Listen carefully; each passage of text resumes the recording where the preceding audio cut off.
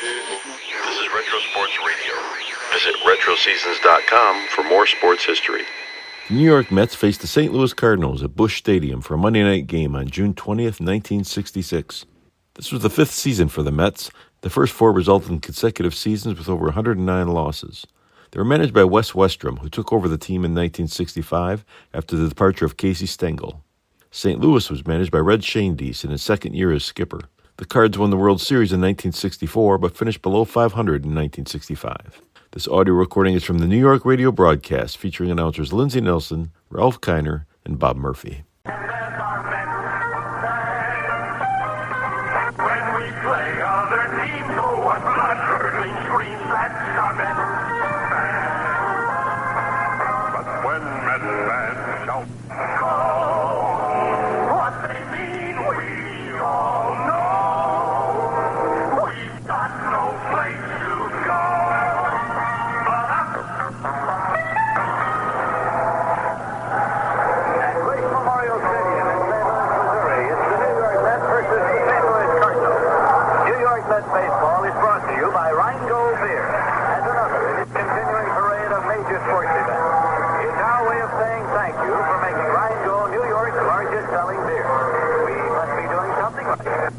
Today's game is also brought to you by WGY, your sports station for the Great Northeast.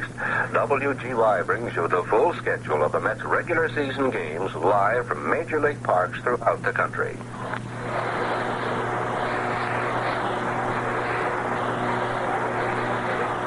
This is Lindsey Nelson with Ralph Kiner and Bob Murphy here at Busch Memorial Stadium in St. Louis, Missouri.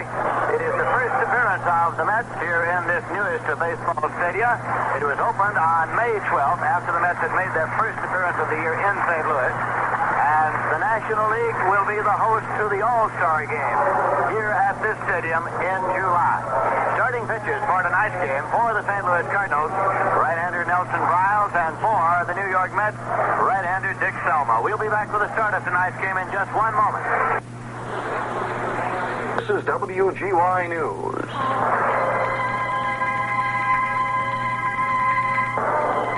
This is the sound that means news, up to the minute, concise, and complete.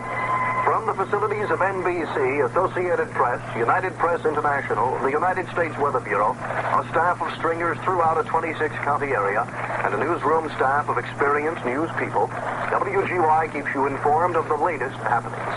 More than 20 times a day in regularly scheduled newscasts from 6 in the morning to midnight, WGY brings you the latest news from around the world, around the area, and across the street.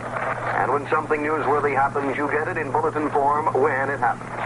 All this, plus specialized programs on farm news, sports, weather, and business, make WGY's news department your best information center for what's going on in the world today.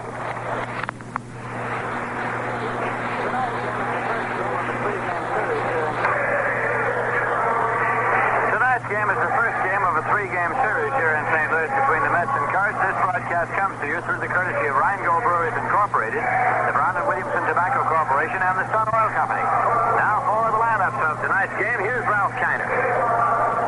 For the New York Mets, the leadoff batter will be Ron Hunt, playing second base. Batting second and playing shortstop, Ed Basu. Batting third in right field, Al Luplow. In the cleanup position, Ken Boyer playing third base. Batting fifth and playing center field, Leon Jones.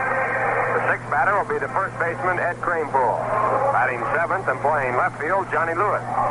Batting eighth and doing the catching, Hawk Taylor. And the pitcher, Dick Selma, will be batting ninth. New York Mets have played a total of 60 ball games. They have won 24, lost 36. They are 13 1/2 games behind the league-leading San Francisco Giants, who lead Pittsburgh by a game and a half, and the Dodgers by 2.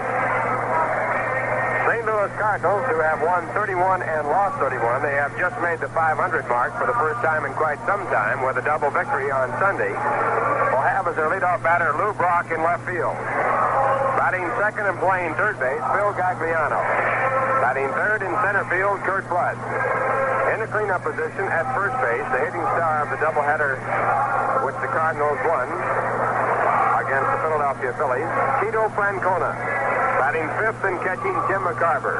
The sixth batter will be the right fielder, Mike Shannon. Batting seventh and playing second base, Jerry Buchek. The eighth batter will be the shortstop, Dow Maxwell.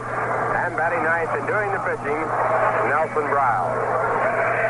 Well, as Lindsay told you, this ballpark, a brand new park for the New York Mets. The first game was played here on May the 12th. It was against the Milwaukee Braves that had their own ballpark down in Atlanta now, moving down to play in their park. This park very similar to the Atlanta ballpark, with the exception that they have some movable seats, 3,600 on both the left and right field side, that fill in the ball playing area, and the distances from the foul line to the stands about the same as Shea Stadium. There's a lot of similarity between Shea Stadium and this new ballpark, with the exception they have a completely circular field with seats out in center field all the way around.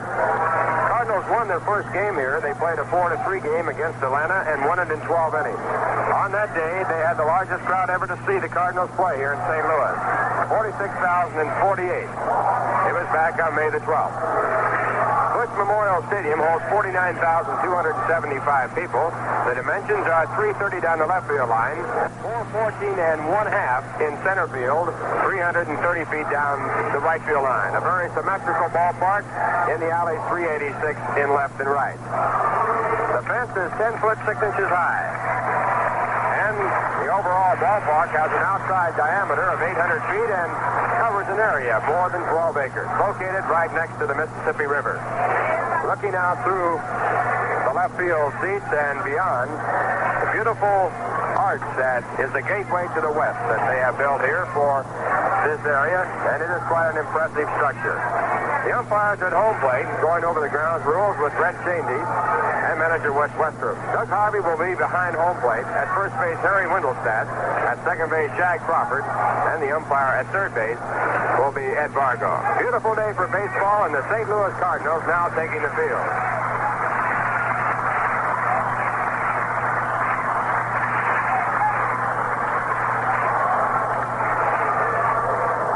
Talking to Ken Boyer about the infield, he said it was in fine shape, and this is unusual for a brand new ballpark. Grass is taking hold and has quite a bit of cover all the way around. So the conditions of the playing field are in perfect shape, considering the fact that this ballpark is so new that the paint hasn't even dried yet. Earlier, just before we came on the air, there was notice on the board that please excuse some of the temporary difficulties that we are having with the ballpark. We just haven't gotten around to getting it all done. All in all, the consensus is that this ballpark is certainly one of the best of the new ones, and it compares very favorably with Shea Stadium and Dodger Stadium in Los Angeles. Nelson Briles taking his warm-up pitches, a youngster, 20 years of age, right-hander from Santa Clara University. This is his third year professional baseball, and he'll be going against the Mets. Wind is blowing out towards the left field area, but with the circular stands, it's doubtful if the wind will have much effect on any balls on the playing field area. In left field, they have a giant scoreboard which sends out messages in color. Also, another scoreboard in right field that does it in black and white. Right now, the ball game about to get underway, and here for the play-by-play, all ready to go in this brand new ballpark, Bob Murphy. Ralph, thank you very much, and hi, everybody. Real St. Louis type summer night, isn't it, Ralph? Yes, it is, but still pleasant enough with no humidity to make it a beautiful day, and pretty good debut for the Mets here in this new ballpark. Beautiful night for the ball game, first of 3 nights. We'll be broadcasting all 3 games. And the Wednesday night game, we will be televising back to New York, which will give you an opportunity of seeing the new stadium. Right now, ladies and gentlemen, our national anthem.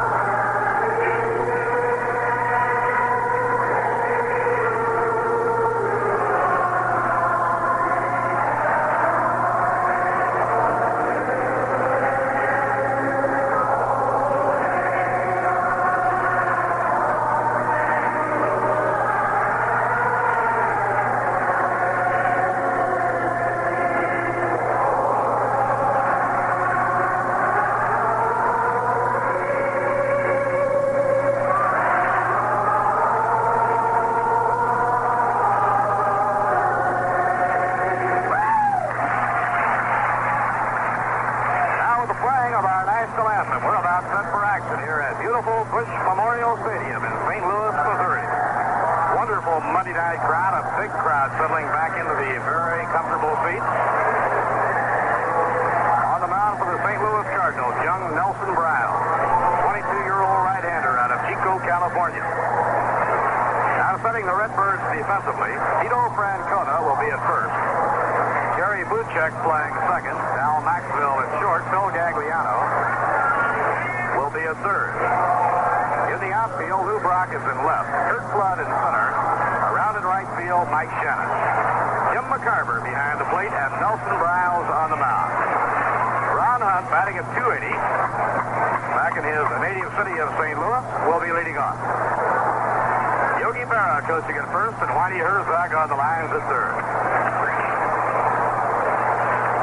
Eddie Brasseau moves out on deck. Now the first pitch of the night, curved by Briles is low, 1 ball and no strikes. 3 games here in St. Louis, then the weekend series in Chicago brings to an end the current road trip. The Mets are in Shea Stadium next Monday night for the Mayor's Trophy game against the Yankees. Now Briles sighting in, delivers. A ground ball hit to shortstop, handled by Al Maxwell. He whips it to Tito Francona, 1 down.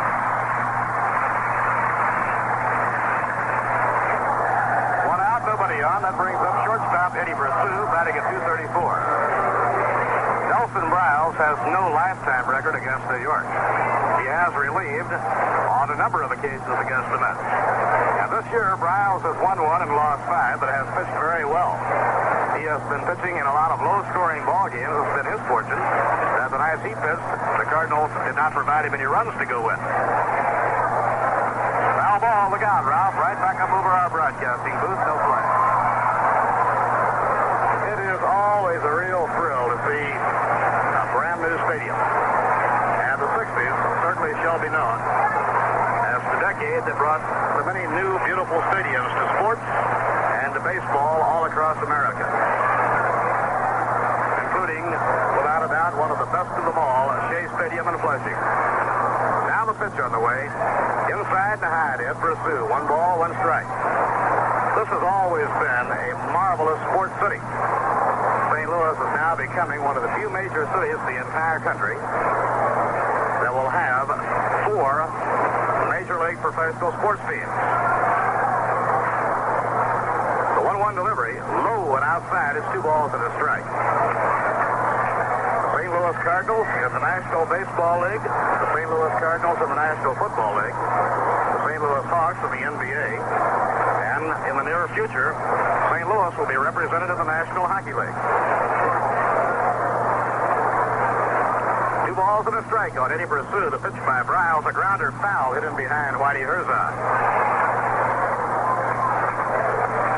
The infield grass and the outfield grass, as Ralph was pointing out, is amazingly good for the very short time that they have had to work with. A home run in this stadium is well earned, but the ball does carry, and we saw a number of shots hit over the wall during batting practice. It's deep in the alleys, 386 in left center and right center, 414 in straightaway center. Off the outside corner. Now 3-2 on Eddie Brasseau. 1 out, nobody on. The game just underway. Dick Selma will be on the mound tonight for New York. It will be the first ball game Dick has started since Memorial Day. He hurled 3 scoreless innings on Memorial Day and then was hurt when he was struck with a pitch just above the right elbow. So this will be the first ball game that Dick has started since then. Briles with a full count, 3-2 on Ed Brasseau. Now the payoff delivery. A line shot through the hole, a base hit to left field. Rocks the left fielder for St. Louis, plays the ball back into Al Maxwell. So Eddie Brasseau has the first hit of the ball game. He singles to left. And it brings up the right fielder, Al Luplow. Al batting at .241. All 3 games of this series will be night games here in the beautiful new stadium. And we will televise the Wednesday night game back to New York at 8:55 p.m. New York time.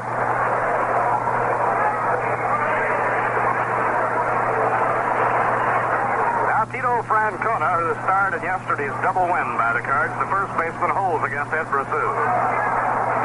Pitch by Briles, low and inside, it's ball 1. The Phillies remained in St. Louis last night, and they flew out of here about 11 this morning. They are playing in Atlanta tonight. They were all talking about the strong pitching the Cardinals presented in the doubleheader yesterday. The Phillies, with a ball club that has good hitting, were held to 1 run and 5 hits in the doubleheader. Cardinals, by winning the doubleheader, are now playing 500 ball, the first time they've been at 500 since early April. 1 ball, no strikes on Al Luplow. Now Briles in the set position. And the pitch on the way. Ground ball bounced on the right side, taken by Bluchick. He throws to Maxwell for 1 to first. Save at first base. Luplow reaching in time. Eddie Pursuit taken off the baseline. Bluchick, the second baseman, to Dal Maxwell. Cardinals just missing the double play, and it brings up Ken Boyer.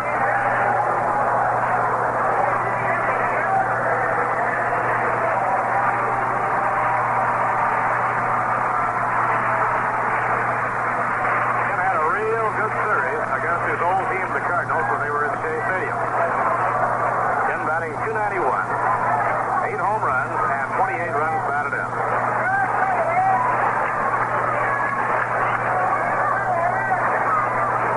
Fielder Cleon Jones waiting on deck.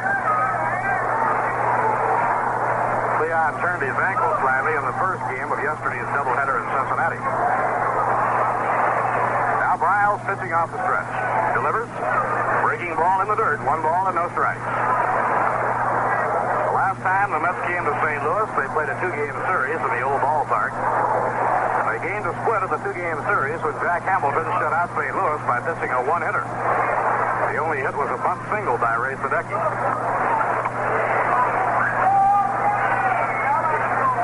Now Tim McCarver crouched behind the plate, sets up the target. And the pitch on the way. Low and outside on Kenny. 2 balls and no strikes. Cardinals have the defense straight away against Boyer.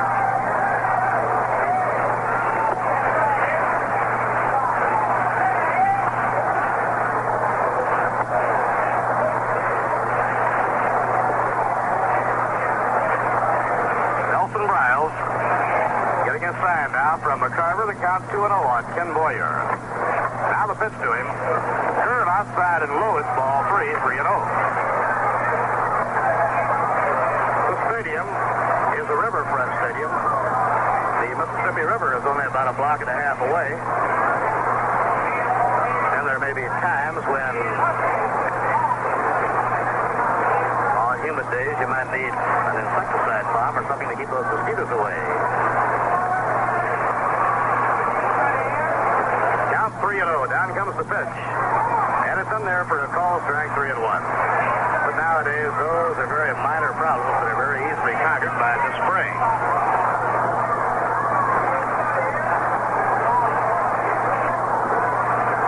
Visiting team in the new stadium occupies the third base dugout. The Cardinals have the first base dugout. Francona holding against the runner. The 3-1 pitch. A high hopper. In foul territory, Francona coming over in front of the Cardinal dugout is under it. And he has it beside his eye. That's retired in their half of the first. No runs, 1 hit. No errors, 1 left. And the score in the middle of the first. The Mets nothing and the Cardinals coming to bat. And now here's the word from Rheingold.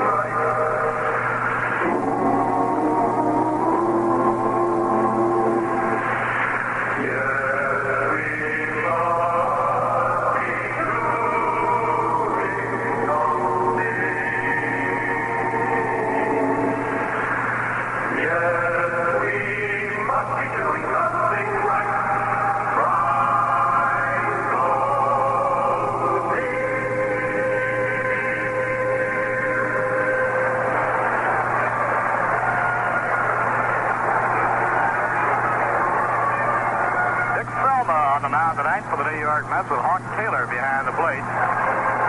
Offensively, the Mets have Eddie Cranepool at first, Ron Hunt playing second, Eddie Brosseau at short, and Ken Boyer at third. In the outfield, Johnny Lewis is in left field, Leon Jones in center, and Al Luplow is playing right. The left fielder, Lou Brock, will be leading off against Dick Selma. Brock batting .256. One of the game's top base stealers. This year, he has stolen 23 in 26 attempts.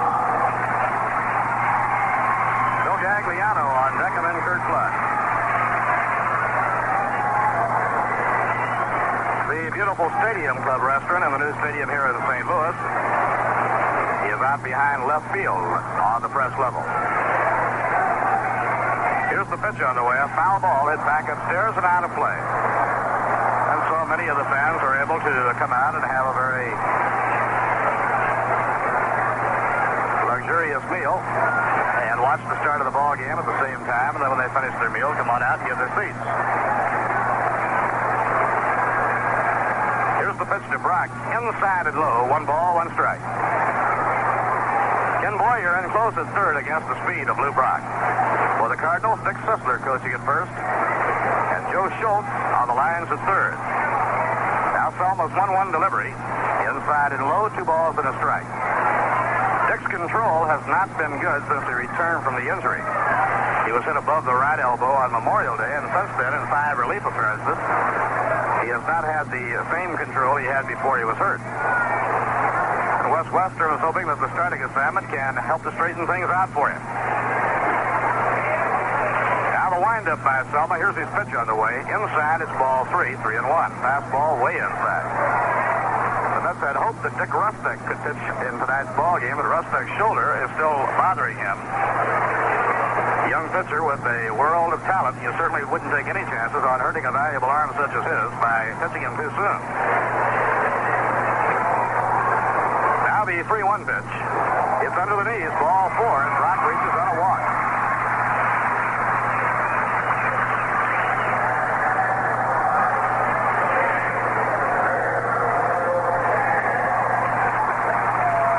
Bill Gagliano, the third baseman, coming up. He has been hitting the ball hard for the Cardinals. Gagliano is hitting .282. He took over at third when Charlie Smith suffered a broken finger on the Cardinals' last road trip down in Atlanta. Now Selma up in the set position. There goes Brock. Here's the pitch. The fake to second by the Hawk. A high throw up Columbus.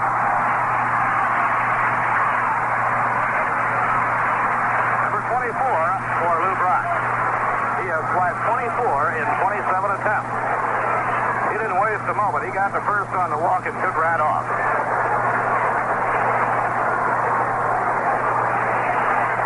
One ball, no strikes on Phil Gagliano.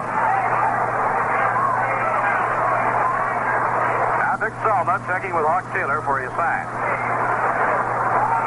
Here's the pitch on the way. Curve, a good one, and it's over on the outside corner. 1 ball and 1 strike.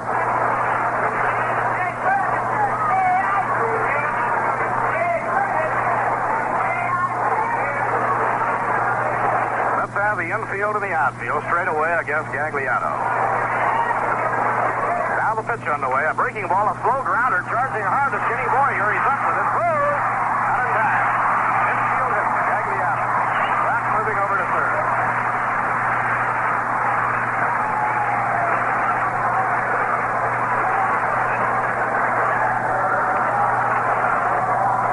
Dick Selma unable to reach the ball coming off the mound. Boyer third, and so he thought Selma would have a play on it. Then Kenny made a run on it across the edge of the carpet. By the time he came up with it, it was midway between second and third, and his throw was not in time for Gagliano. A base hit, and the Cardinals have runners at first and third, nobody out. The batter is their leading hitter, Kurt Flood, batting at .313. Curve outside and low, it's ball 1. The bullpens at Busch Memorial Stadium are located behind the walls. Very similar to the bullpens at Shea Stadium. Visiting bullpen behind the right field wall, the home bullpen behind the left field wall. Pitch to Flood, a fastball low, 2 balls with no strikes.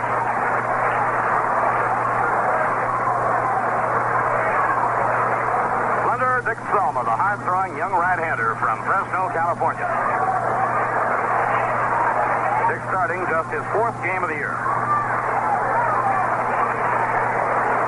Pool holds against Gagliano. Brock is on third. A line shot hit up the alley in left center by Flood for a base hit.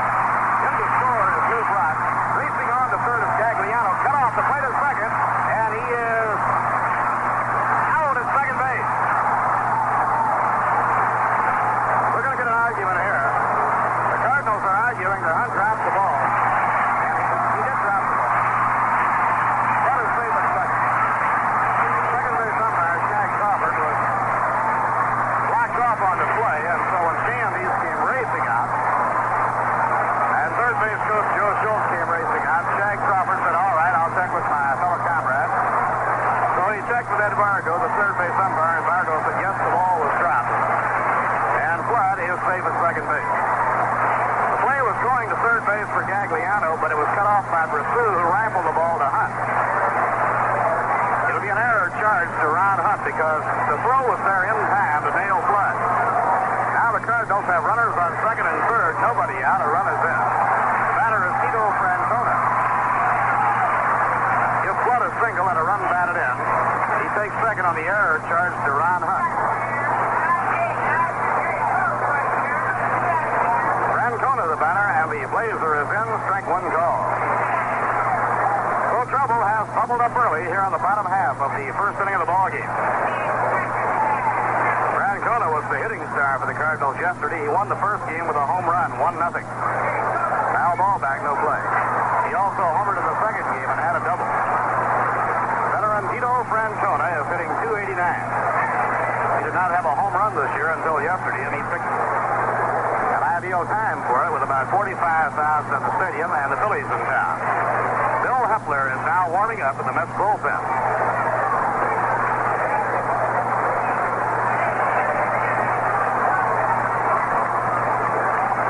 That run batted in for Curt Flood is his 40th of the year.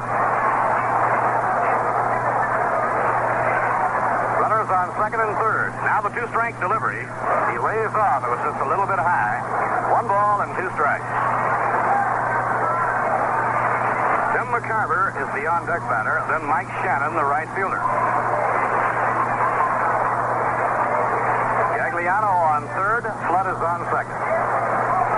Now the windup by Selma. Here's the pitch. Fastball high, and the count is even. 2 balls, 2 strikes.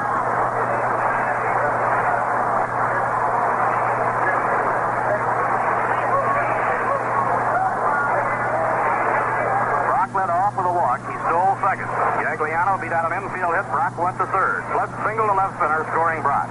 Gagliano took third, and Flood reached safely at second when the ball was dropped at second. Ground ball hit down to first base. A fair ball taken by Cranepool. He makes the play at first, and they hold the runners at second and third.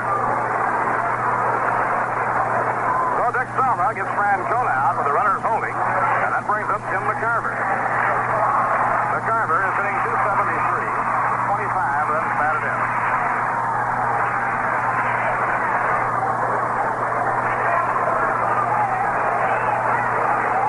St. Louis in front, 1-0, last half of the first.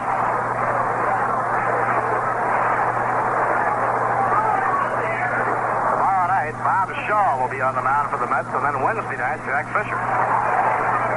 Tracy Stallard pitching for the Cardinals tomorrow night in the second game of the series.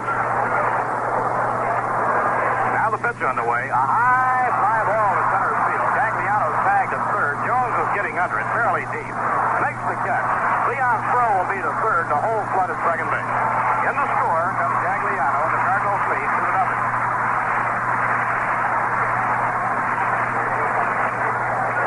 For Tim McCarver, his 26th RBI of the year.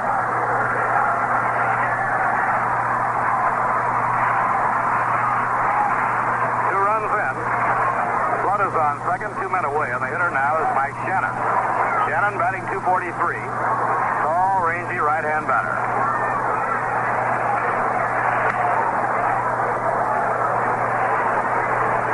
Now Selma pitching from the stretch. Curve hit on the ground toward the hole. Off the glove of Eddie Brassu. It goes into left field. Rounding third and coming in to score is Flood. And the Cardinals lead 3-0. That'll be a base hit for Shannon. A ground shot into the hole.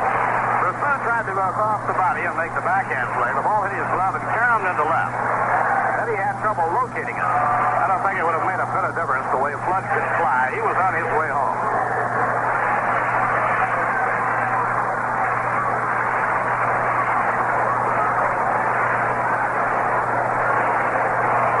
Now the hitter is Jerry Buchek, and the Cardinals have a 3-run first inning. Buchek is hitting .242. He's a right-hand batter.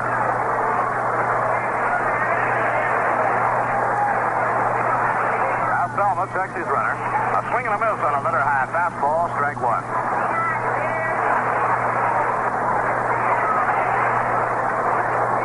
Cardinals moving into their beautiful new home on the riverfront will probably draw about $1.5 million this year.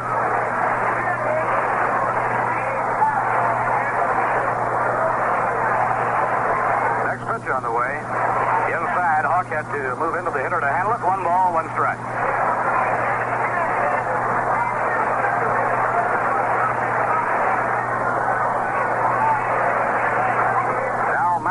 The shortstop is the on-deck batter. Buchek is the 7th man up in the inning.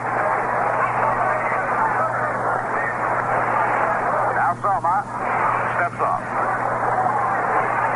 Eddie Cranepool holding against base runner Mike Shannon. A check swing, slow roller headed toward the hole. Run down by Hunt to play to first. He is out at first base. Cranepool got back to the bag, and Hunt ran it down in the hole on the right side of the infield. Retired. Good play by Ron Hunt. He really had to scamper. Ball was not hit hard. It was off of a check swing, but it had quite a location. 3 runs.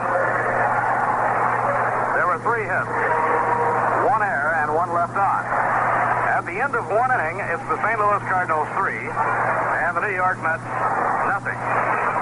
Next Monday night, the Mets will be back at Shea Stadium playing the big benefit game against the Yankees, the annual Mayor's Trophy game.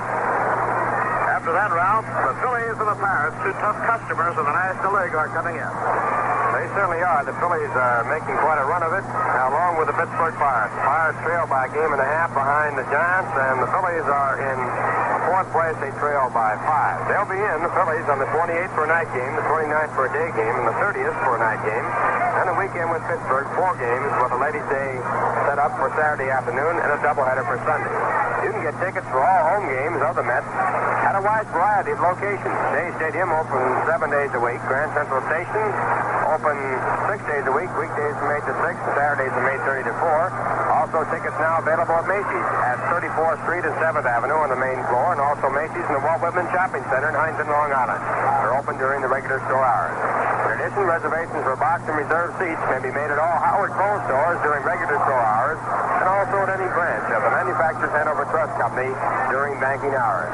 So why don't you come out and join us when the Mets come on home, starting with Monday against the New York Yankees, and then Philadelphia and Pittsburgh the rest of the week. Right now, the top of the 2nd, the Mets up, and here's Bob Murphy. Leon Jones leading off against Nelson Briles. Briles starting Leon off with a curveball that breaks over knee high, strike 1. Leon batting .283 with 19 runs batted in. Only 1 of the 3 scored by the Cardinals in the first inning will be cataloged as an earned run. Now Briles winding. Here's the pitch to Cleon. A foul ball. Right straight back. No play. Beautiful night here in St. Louis. Really an impressive sight when you're sitting in the area up around home plate. Well, as a matter of fact, you can see it anywhere from the stadium. The tremendous archway. No telling how many feet it extends above the top of the stadium. And it is quite a sight.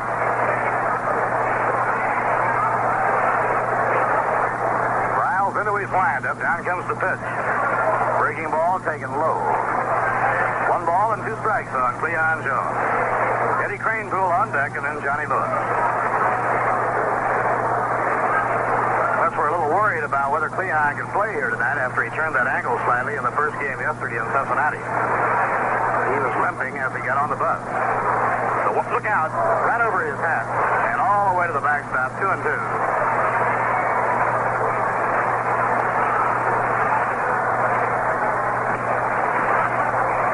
Even now, 2-2 on Cleon Jones. Center fielder Kurt Flood is playing Cleon over toward the alley in right center. the infield playing straight away. Flood is one of the real great ball hawks in baseball today. He covers a tremendous amount of ground in center field for the Cardinals. 2-2 delivery. Ground ball hit hard, a base hit going right down the right field line.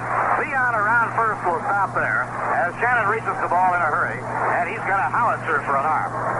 So Leon is on with a base hit to the opposite field. He hit a shot right down the right field line. Right here we pause for station identification. This is the New York Mets Baseball Network. This is the voice of the Mets in the great Northeast, WGY Schenectady, a General Electric station, the smoothest sound around. The time, 29 until 10.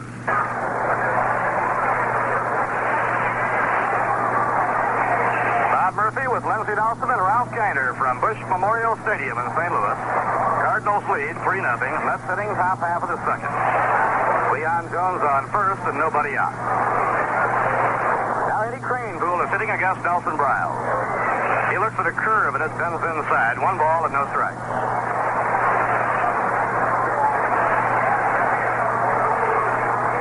Eddie got a hold of one in that second game yesterday afternoon for his 6th home run of the year.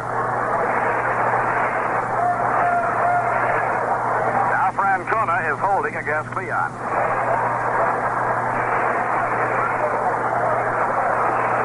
Outside and low, 2 balls and no strikes on Eddie Craneboule.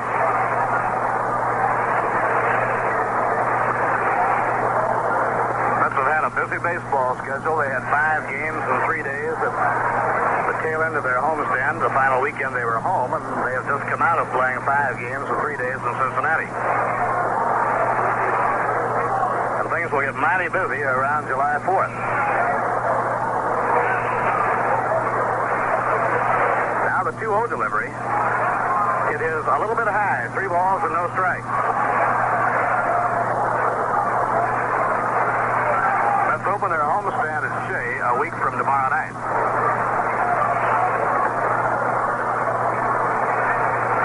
They have a 3-game series with the Phillies and then a weekend series with the Pirates. And the Sunday with the Pirates, July 3rd, will be a big doubleheader.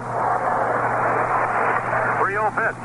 In for a strike, 3-1. And on July 4th, the Mets will play a doubleheader in Philadelphia.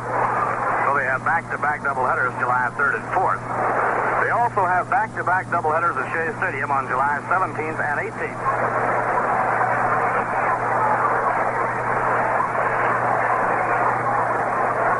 Mets have now played 9 doubleheaders this year. The Cardinals have played just 2. 3-1 pitch. A swing and a miss and a full count on Craneboule. 3-2.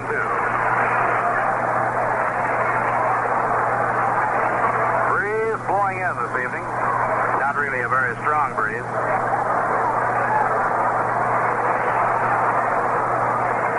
Johnny Lewis waiting to hit next. Nelson Briles is the young right-hander with a lot of talent the Cardinals think is going to develop into a real good pitcher. And facially, he bears a very strong resemblance to Robin Roberts. 3-2. And the pitch on the way. Low, it's ball 4. The Mets have 2 men on. Nobody out. Craneboule walking on 3-2. That moves Leon over to second and brings up Johnny Lewis.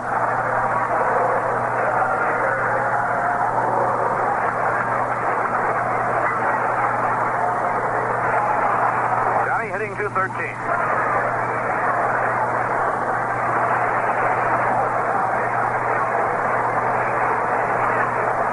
Now Tim McCarver going out to talk to Nelson Briles.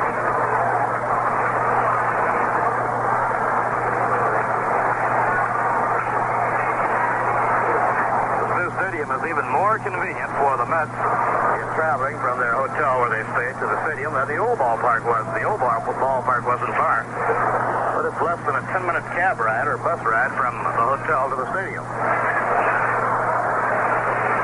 Briles up in pitching position.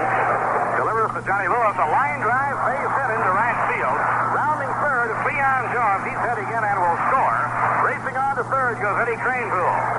Francona made a head-first dive toward the hole and just barely got his glove on it, and it helped out because it slowed the ball up. And the ball just trickled very slowly into right field. By the time Shannon could gallop in and scoop it up, Leon had scampered home from second. Craneboule had gone from first to third. Now it's a 3-1 ball game And the Mets have the tying runs on, nobody out.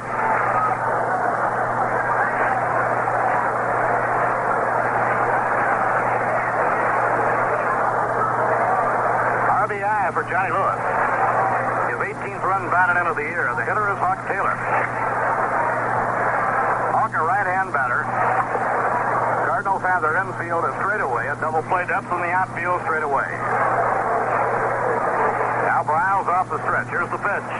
Curve is in the dirt, blocked by Tim McCarver. Now the sign has gone to the Cardinal bullpen, and veteran right-hander Art Mahaffey will start warming up. Red Schoendienst is sending his pitching coach, Joe Becker, out to the mound to talk to Nelson Briles. Ralph, oftentimes, I guess, when you see the pitching coach go out to the mound, it means he has detected something about the pitcher. Maybe his arm is coming down or something that he feels he's not doing that is following his normal style. Well, the trend nowadays is to have the pitching coach as a direct contact with the pitchers, and they usually have more to do with pitchers than the manager does. It's more or less departmentalized, which is something that was not in the past when the manager ran all departments and really had just his friends for coaches. Joe Becker was with the Dodgers and moved over here with the St. Louis Cardinals, and he probably knows a lot about Nelson Briles, and right now he seems to be discussing the fact that his pitching motion is not the way he would like to have it. I'm sure Briles would agree because he is now in trouble for the first time in the ball game. He's a young fellow, only 20 years of age, and he'll listen, I'm sure. One ball, no strikes on Hawk Taylor, and now Joe Becker is coming back to the Redbird dugout. Art Mahaffey is warming in the bullpen. The Mets have a run in, runners at the corners, nobody out. Dick Selma out on deck, loosening up his shoulder muscles. Now Briles looks into McCarver to pick up his sign. Here's the pitch on the way. It's up high, and Hawk lays off. 2 balls and no strikes. Other action in the major leagues on this Monday night. The Phillies and the Braves play in Atlanta. Chris Short against Tony Cloninger, and Philadelphia got a run off Cloninger in the first inning. The Dodgers are in the Astrodome in Houston. Don Drysdale against Robin Roberts. The 2-0 pitch. A high fly ball into short center field. Probably not deep enough to score a run. Getting under it is Flood. He makes the catch, and the runners will hold. Towering fly ball. By the time Flood came in and camped under it, he was almost behind second. He was just barely on the outfield grass. Maybe by about 10 or 12 yards. Now runners on first and third, 1 out, and Dick Selma coming up. There will be 3 games in the American League tonight. Washington 3, Cleveland 1 at the end of 5. John O'Donohue against Pete Rickard. Rickard trying for his 8th win. Bill Hodges has the Senators a battling ball club. They had to fight out of a losing streak, but they've been playing much better ball this year. White Sox 1, Kansas City 0 after an inning and a half. Joe Horlin against Bill Stafford. Minnesota a night game on the West Coast at Anaheim against the California Angels. Now Selma stepping in, hoping to weigh in on his own behalf. They'll be watching for anything here. And the fastball is over, strike 1. Interesting that Selma is batting right-handed against the right-hander Nelson Briles. Selma has been a switch hitter. When he got hit on the elbow, his right elbow, batting left-handed against Bob Buell, he said at that time that he would never hit from the left-hand side again, where his pitching arm would be exposed to the pitcher. And so far, he's going through with it. He's batting to the right-hand side here. Didn't Sandy Koufax get hit a few years ago when he turned around? Not seriously, but I think it changed his mind for him, too. A lot of pitchers do that. They want to protect that pitching arm. Fastball a little bit high. 1 ball, 1 strike on Dick Selma. Well, that's the bread and butter.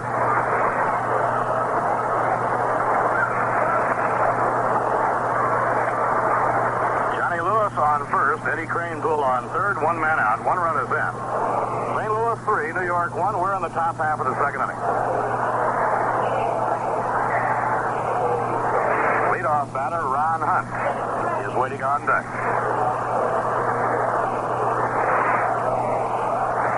Now Briles in the set position, fires.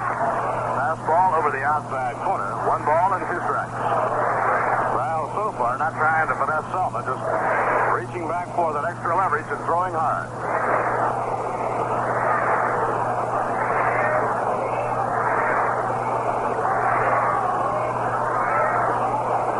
Each team has 3 hits in the game. St. Louis scored 3 in the first. The Mets have a run back here in the second.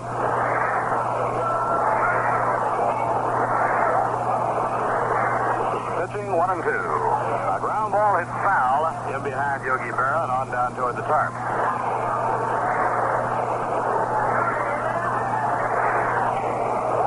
Night games in St. Louis. 4 games in Chicago. The trip will be over with the Sunday doubleheader. We'll be broadcasting every game remaining on the trip, play-by-play, night and day, home and away. And we will televise the Wednesday night game from St. Louis and the doubleheader Sunday from Chicago. Now Briles is set.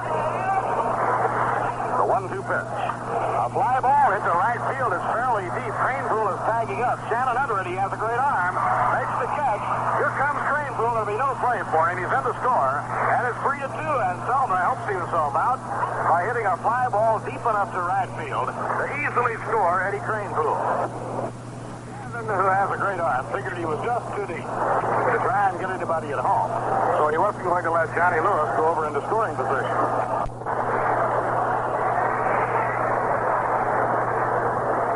Getting his first run batted in. Ron up for the second time. He bounced out to short, leading off in the ball game.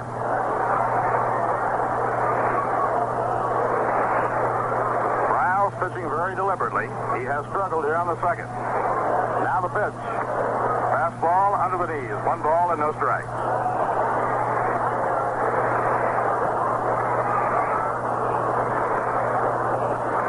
Busy time of the year for the Major League Ball clubs as they spend many hours and travel many miles in signing the sought-after prospects in the country.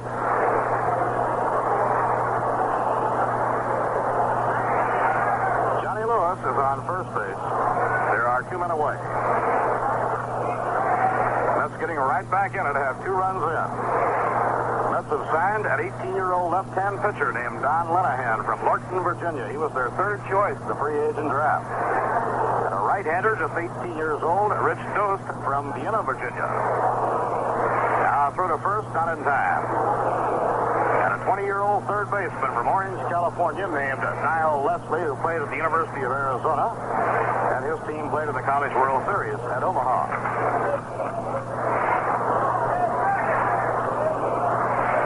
By Briles, and Ron tried to hold up. And the plate umpire, Doug Harvey, said he went through on the swing. And so Ron's going to argue this one a little bit. Count is 1 ball and 1 strike, and Ron really didn't like that call by Harvey at all. All of the free agent signings will be reporting to the Rookie League team at Marion, Virginia.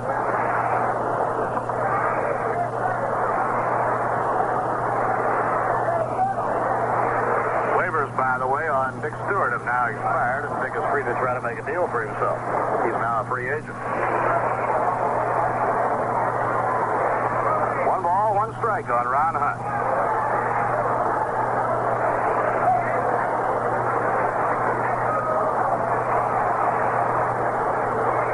Briles working so deliberately that Ron decides to try and bother him a little bit, and so he steps out.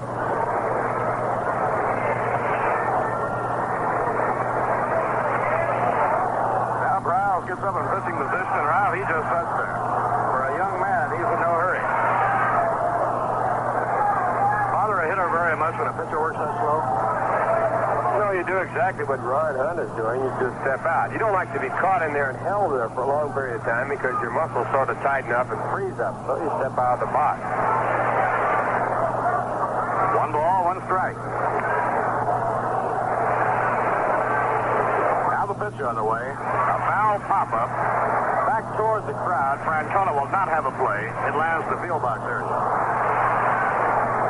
I remember a time, Bob, when we were playing against the Dodgers, and Hugh Casey was on the mound, and he was taking a lot of time in pitching to Hank Greenberg. Hank playing for the Pirates. That was his last year in professional baseball.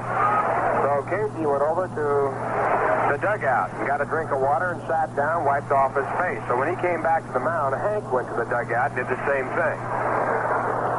If you out there for a while doing things like that, couldn't you? Well, two can play the game. Well, that battle between the pitcher and the hitter, that striking each other, is a big part of it, no doubt about it.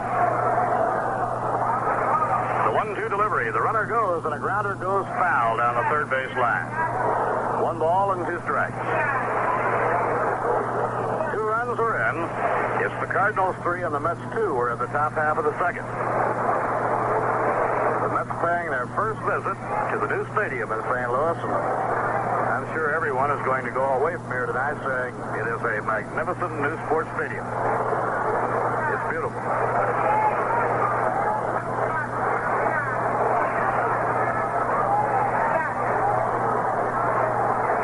Now Briles goes the pitching slab. The 1-2 delivery. A drive hit toward the alley in right center. Shannon galloping over is getting under it, and he makes the catch. Mike Shannon moving over into right center to get the ball for the third out. For New York, 2 runs. There were 2 hits. No errors, 1 left on. At the end of an inning and a half, the St. Louis Cardinals 3 and the New York Mets 2. Hi, this is Jerry Ducey. Let's take a look at a typical morning at your house. Dad has just left for work.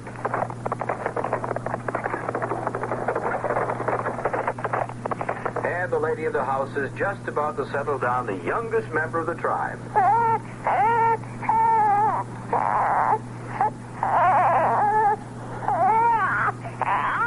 There, he's all settled down now. Now you've just made very short work of all the breakfast dishes.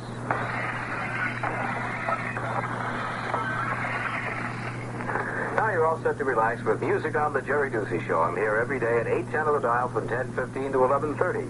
I wish you'd listen in. It'll help keep a young fellow off the streets. That's me.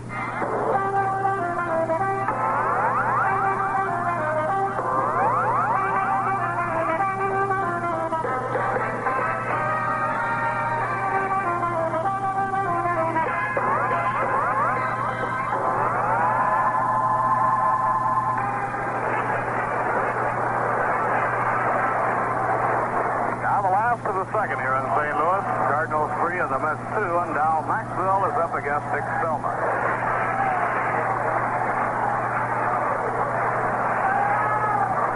Our broadcasting colleague is going to come in for a little of attention in the stadium here this evening. Fastball under the knees, ball 1. One of the many features of all the new stadiums around the country has been all of the information that can be disseminated on the message board, on these fabulous new scoreboards. The baseball quizzes have certainly turned out to be very popular as well as informative. Ground ball bounced to short. Snagged by Pursuit. The hurried throw is in time. A low throw, but Cranesville scoops it out. Fans get a big kick out of the baseball quizzes flashed on the message board at Shea Stadium. And the quiz here in St. Louis tonight, just posted a few moments ago, asked of the fans here in St. Louis who holds the distinction of having led the National League in home runs for 7 consecutive years. Now, Ralph, if you can guess the answer to that, Lindsey Nelson is going to buy your dinner tomorrow night. Whereabouts? Ralph I'm not going to answer until I find out. The press room. Nelson Briles coming up. Dick Selma winds. Here's the pitch on the way, and the fastball is over, strike 1. Well, Willie Mays made a run on some of Ralph Kiner's records last year, but boy, that's one record I think is going to be there for a long time to come. Ralph led or tied for the lead in home runs for the National League for 7 straight years. Fastball over. Now a 2-strike count on Nelson Briles.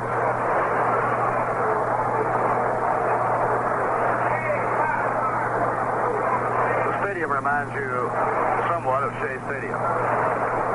Outside and low. Seating capacity of 49,000, whereas Shea is 55,300. They have the movable field box seats that move out for football. They're on what looks like a regular railroad track. 7,200 of the seats are movable here, some 10,000 at Shea.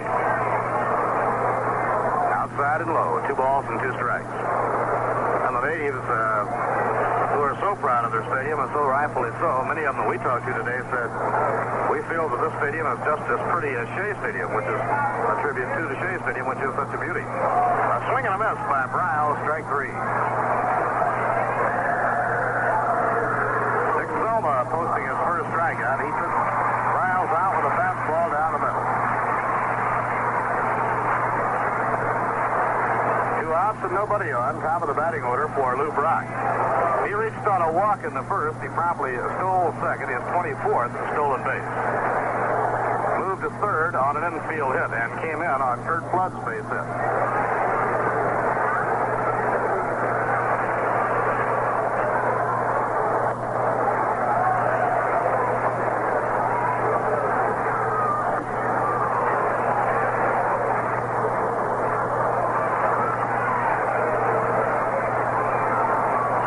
By Brock, strike one.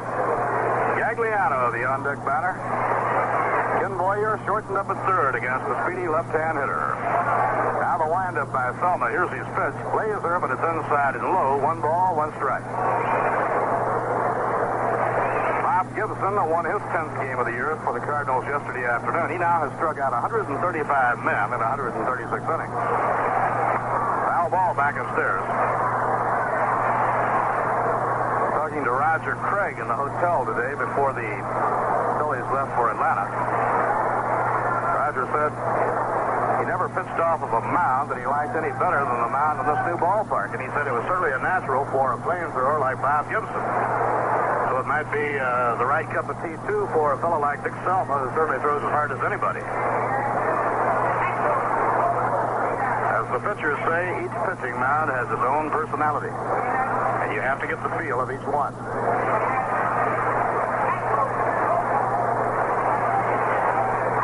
ball, 2 strikes on Brock. The pitch by Selma. The curve is laced on a line at the right center for a base hit. Running it all the way back to the wall is Al Luplo. Brock is flying. He's around second, heading for third. He's going to make it. The throw gets away. It's backed up by Selma. And Brock is held at third base. Selma doing a good job. Came right into the runner, beyond the reach of Ken Boyer, and went over against the field box there. But Dick Selma was Johnny on the spot, and that saved a run. For Lou Brock, a triple to right center field. With his speed, Ralph, and with the dimensions of this ballpark, he may get some inside the park home run. Well, there's a good chance he could. They fielded that ball very quickly, and he's still at third base all the way. Gagliano is the batter, 2 men down. Let's have the infield back. He had an infield hit his first time up. He holds up on a curve, ball 1.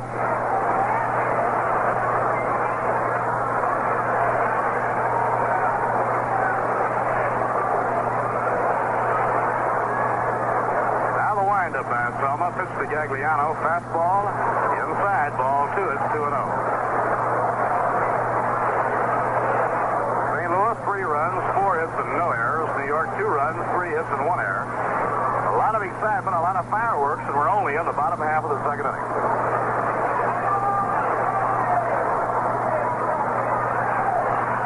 Now Selma looks the runner back at third. The 2-0 delivery. Right in there for a strike, 2 balls and 1 strike. Gagliano batting at 290.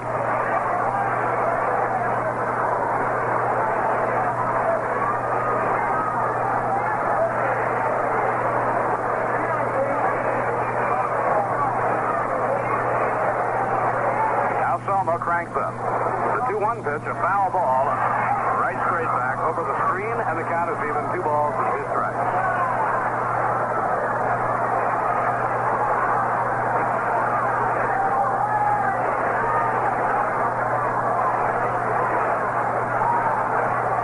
Center fielder Kurt Flood, the number 3 Cardinal hitter in the batting order, is waiting on deck.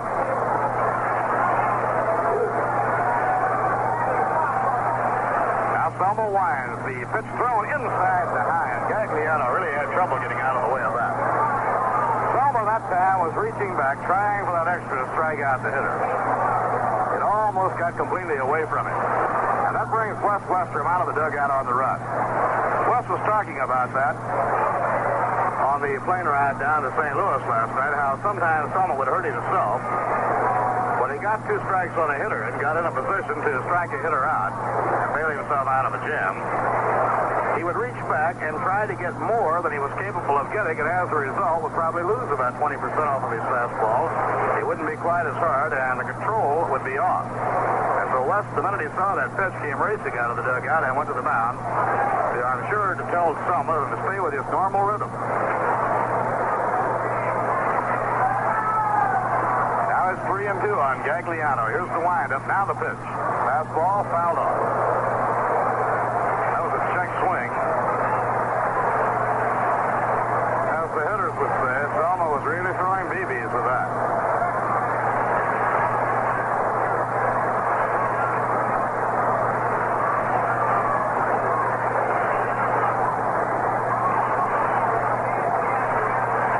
On third, 2 men down. 3-2 on right-handed batting Phil Gagliano. Here comes the payoff pitch. Curve is over, strike 3 call. He broke it off beautifully and got the outside corner, much to the dismay of Gagliano, who had started toward first base. So the side is out. A good pitch on 3-2 by Dick Selma. No runs, 1 hit, no errors, 1 left on. At the end of 2 innings to score, the St. Louis Cardinals 3 and the New York Mets 2.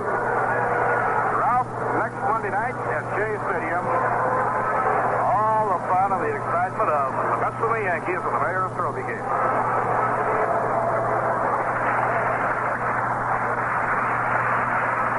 Now they're just posting the answer to the baseball quiz, Ralph, up on the message board. The answer was Ralph Kiner, as we all knew from the beginning, and you got a nice hand. Makes you feel good, doesn't it? Yeah, that's the first hand I've had in this ballpark. Well, getting back to the Mayor's Trophy game on Monday, June 27th, it will not be on TV, radio only, and the game, you know, has raised somewhere around $315,000 for Sandlot baseball so far. The Mets lead in the series 2-1 in the games they have played so far. If you take in all the games played between the Mets and the Yankees, it's 6-6. 12 games played, the Mets have won 6, the Yankees have won 6. Last year, the Mets won 2-1 at Yankee Stadium on a bunt single by Cleon Jones. And Cleon will be back this year to be playing against the Yankees. New York City baseball grads include Whitey Ford, Pepitone, Ed Kranepool, Larry Bernard. So a great cause, and mark it down in your calendar. The Mets coming back next Monday, June 27th, 8 o'clock at night, a night game, the Mayor's Trophy game. A great cause, remember, it will not be on TV. Right now, we're going to the top of the third. A 3-2 ball game in favor of the Cardinals. The Mets are up, and here for the play-by-play, Lindsey Nelson.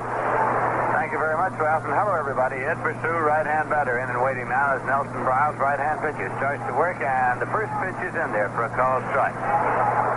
It's a pretty good hand you got here at the new ballpark. Yeah, I'm not so old. These people remember. I was going to ask you about that. Said on the message board, Babe Ruth. We'll get to that in just a second. Here's the pitch. Breaking ball hit on the ground, foul back at third. Says Babe Ruth held the crown for 6 straight years, but the all-time record is held by Ralph Kiner with 7. You're in pretty good company right there. Man, that's fast company. You know, Lindsey, these fans here in St. Louis have always been great baseball fans. It was always a pleasure to play here because they were very fair. They gave you what you got, and it was really pleasurable. And they certainly have come out here in this new ballpark, and I'm sure that Stan Musial will attest to that. He really enjoyed playing here. Here's a swing and a miss. And Ed Pursuit is a strikeout victim. That is the first strikeout tonight for Nelson Briles. And it brings up Al Luplo, who's been up one time and hit into a fourth place. Well, if yesterday is any indication, this new ballpark is going to be the start of a brand new era for baseball in St. Louis, which has been a great baseball town through the years because for the doubleheader yesterday, they had 44,940 paid here. Tremendous baseball crowd. Here is pitch low for a ball. The all-time record for a doubleheader in St. Louis was set back on July 12, 1931, when 45,770 saw the Cardinals play the Chicago Cubs. Now pitch to Luplo, and it's swung on it on the ground to the right side. Racing over is second baseman Buchek. He makes the play on the fan corner, and there are 2 men out. That'll bring up Ken Boyer. First, we pause for station identification. This is the New York Mets Baseball Network. This is the voice of the Mets in the great Northeast, WGY Schenectady, the smoothest sound around. The time, 1 minute past 10. This is Lindsey Nelson with Ralph Kiner and Bob Murphy here at Busch Memorial Stadium in St. Louis, and it's Ken Boyer up. He's been up one time and fouled out to first base.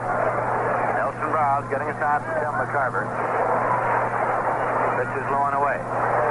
When the Cardinals opened up this ballpark against the Braves on the 12th of May, they drew 46,048. That, of course, is the largest crowd ever to see a baseball game in St. Louis.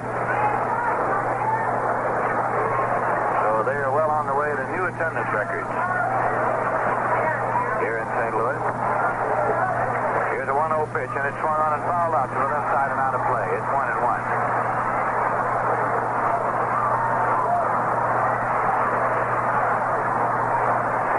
Park, which was Portsmouth Park before it was Busch Stadium. The single game record was set by the Cardinals against the New York Giants on September 15th, 1935, 41,284.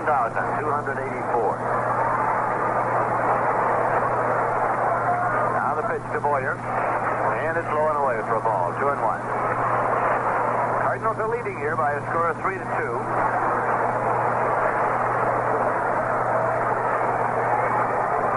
In the top half of the third inning.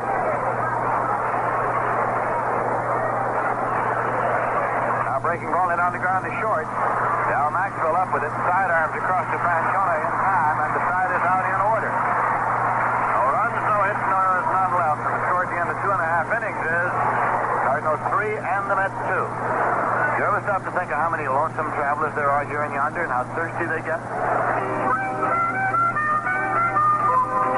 I am a lonely and a lonesome traveler. I am a lonely and a lonesome traveler. I am a lonely and a lonesome traveler. I've been traveling on. I travel here and then From California to New York, the American folk singer travels here and yonder, carrying with him the music of the whole world and its people. And sometimes when the traveling gets thirsty, he puts down his guitar and accompanies himself with a cold beer, maybe Rheingold. And in New York City, where more songs and travelers stop than anywhere else in the world, more people buy Rheingold Extra Dry than any other beer. How come? Maybe it's the Oregon hops we use. Who knows? But we must be doing something right.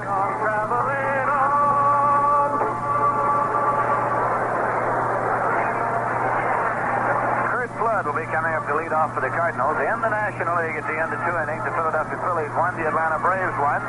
Very short against Tony Cronigers.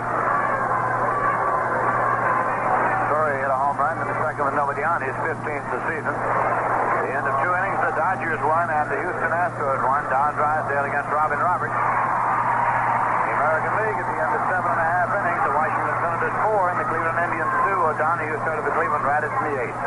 The pitch now to Flood is in there for a called strike. Pete Rickard is pitching for Washington tonight. Rocky Colavito and Doug Camilli have had home runs. American League at the end of 4 innings, the Chicago White Sox won. The Kansas City A's nothing. Joel Horman against Bill Stafford. Minnesota at California in a later start. Here's a bounce to deep center field, but getting back underneath is Leon Jones, and he's there and he makes the catch. Well, that's about 400 feet away from home plate. That'll bring up Tito Francona. He's been up one time and he grounded out to first base unassisted. Starting July 1st, New York's going to have the world's biggest musical festival right in its own backyard. It's the Rheingold Central Park Music Festival with Lionel Hampton, the Beau Brummels, Theodore Bikel, the Mitchell Trio, Miriam Makeba, Jimmy Smith, Freddie and the Dreamers, and lots more. Admission's only $1. Watch your paper for the complete summer schedule and ticket information, or you can phone 249-7750. 249-7750. The pitch now is in for a call strike to Francona. Cardinals 3 and the Mets 2 with the Cards batting in the bottom half of the third inning. Dick Selma's pitch. Fastball in there for a called strike. 2-strike count. to the Cardinal first baseman, who has filled in admirably at that position during the absence of Orlando Cepeda. Still out with an injury. He was struck by a drive during batting practice, struck over the eye. Breaking ball flying it in the air to right field, and Al Luplo is coming over on the run near the line. He's there, and he counts and makes the catch. So there are 2 men out on outfield flies, and Tim McCarver is coming in. And at one time, and had fly ball to center to drive in a run. Sacrifice fly. This is essentially a 2-deck stadium. There is a spin, press, and club deck, but essentially just the lower deck and the upper deck.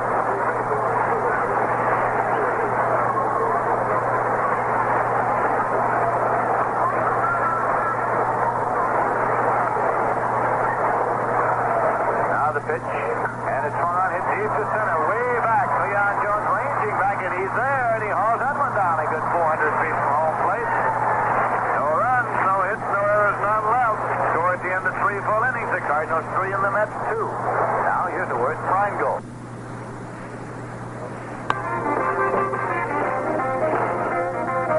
Just jazz.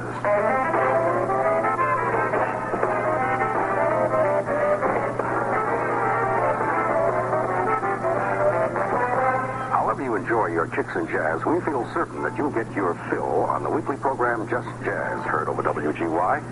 The program is heard usually on Tuesdays from 8 to 11 in the evening. But during the Mets baseball season, the show is heard on other nights of the week. In any case, Just Jazz is heard one night each week. Suggestion: send your name and address to Just Jazz Schedule, care of WGY in Schenectady, New York. And by return mail, you'll have the listings of each of the Just Jazz programs throughout the summer. This is Randy English. Be advised, it's cool, it swings, it's for you, and it's Just Jazz. Here at 810 on your radio dial.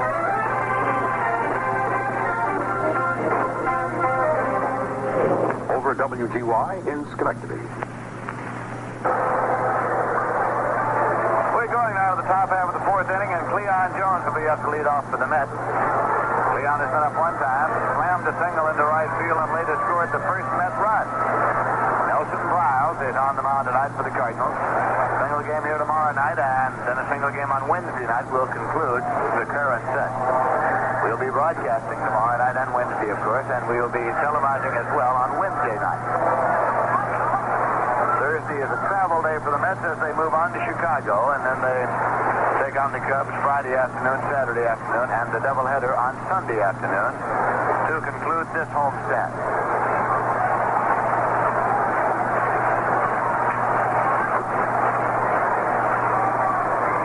Jones is a right-hand batter as Nelson Briles looks in for the sign from McCarver. He dips into the windup, and here's the pitch. Bunted, fouled on the first base line and out of play. Yogi Berra over to scoop it up. Fired back out to Nelson Briles. Yogi Berra, a native son of the city of St. Louis. Locke, one of the original baseball broadcasters who worked here in St. Louis, was kidding Yogi on the field before the ball game, asking him how long it took on the phone to contact all his relatives when he came to St. Louis. Here's a pitch, and it's high for a ball, 1-1. That's got to be one of those "don't call me, I'll call you" affairs. Yeah, I'm afraid you're right.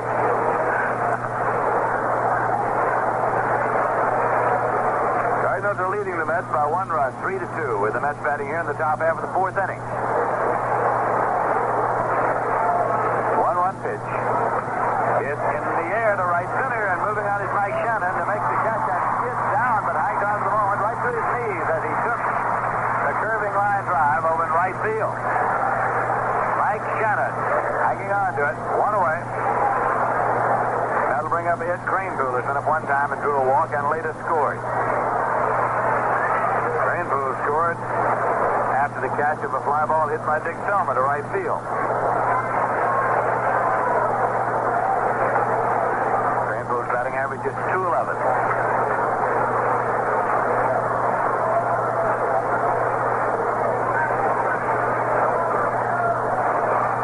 Swing out a foul ball out of play.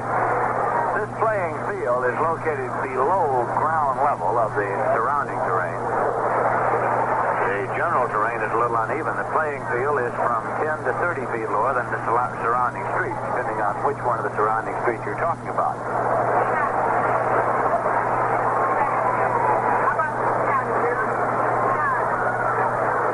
Now the pitch swung on and hit in the air to center field. Kurt Flood coming in, and he's there now, and he makes the catch. Playing this game in the outfield, 2 away. Johnny Lewis is coming up now. Up one time, lined the base hit to right field to score the first Met run. Actually, Tito Francona at first tried to flag it and got a glove on it just enough to slow it up.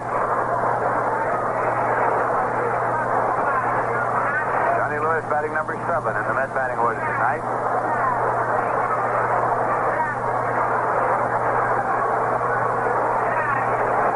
Now the pitch.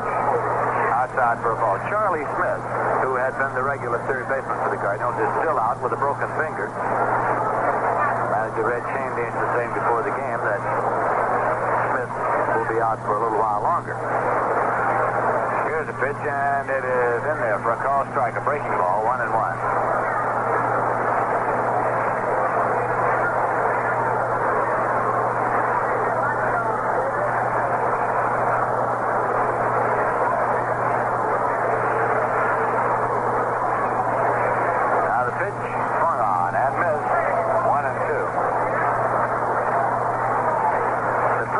Says that it is 414 feet to the center field fence. Manager Schoendienst said he happened to be here the day they surveyed it, and he stood right with the surveyor and said, how far is it? He said 414.5, which is 414 and a half feet. The Schoendienst exact measurement. Here is the pitch, high and tight, 2-2.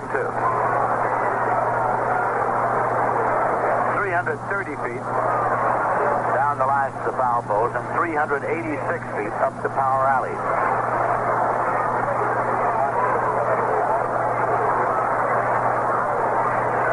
2-2 delivery. Swung on and missed. He tried to check it, and he's arguing the point of the call, but Johnny Lewis has been struck out. The side's out in order. No runs, no hits, no errors, none left. And the score at the end of 3.5 innings is Cardinals 3 and the Mets 2. Now we're...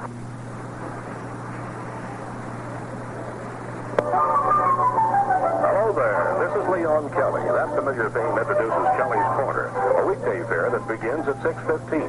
Along with fine dinner music and rare stories of the odd, strange, and curious, we have special features. When it comes to racing, we have just about all the bases covered. It begins at 6:15 with Track Talk with Tuff, behind-the-scenes views of the trotters, pacers, and the thoroughbreds.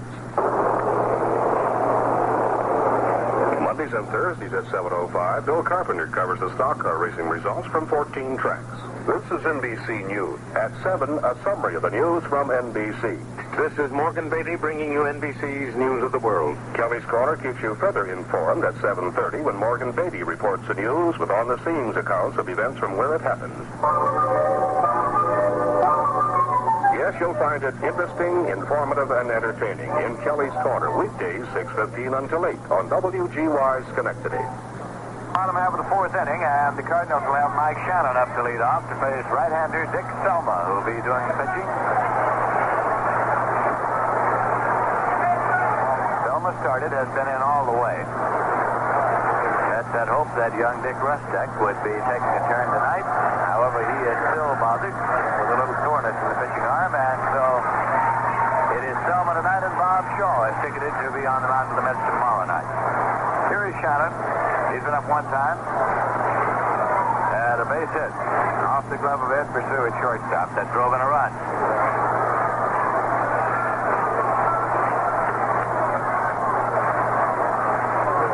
Dick Selma started to pump and then stepped off the rubber, and Shannon now steps out of the batter's box.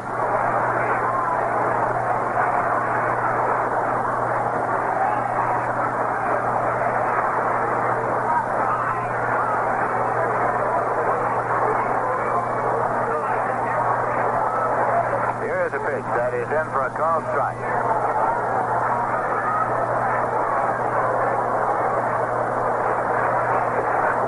Joe Schultz is the sign man at third for the Cardinals. Dick Sisler is on the lines at first. Now swinging a ground ball. That shortstop Pursuit is over. He throws on in time. And Shannon is out. Pursuit got rid of that in a hurry as he had to if he were to get the man, and he did. Now Jerry Buschak, the second baseman, has been up one time and grounded out second at first.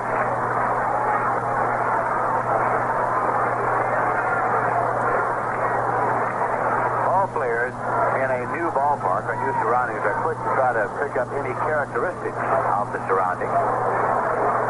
Sometimes they read the clues right, and sometimes they read them wrong. Here's a breaking ball that is in for a called strike. Red Schoendienst, the Cardinal manager, said it was their opinion that the ball carried very well down the lines here and very well up the power alley and left center. And that if there were a dead spot, it was in the power alley and right center. This is a curveball that hits in front of the plate, bounds off the catcher's glove. 1-1 the count. Ballparks, of course, do have specific characteristics depending upon wind current, time of day, and that sort of thing. And if you don't believe that, drop into Candlestick Park some afternoon about 3 p.m.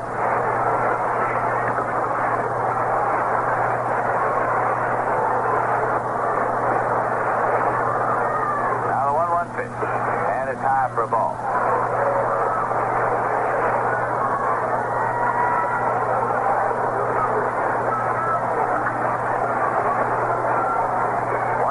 Nobody on base for the Cards here in the bottom half of the fourth inning. Fastball low and away, misses everything. Comes right on back to the screen. 3-1 now.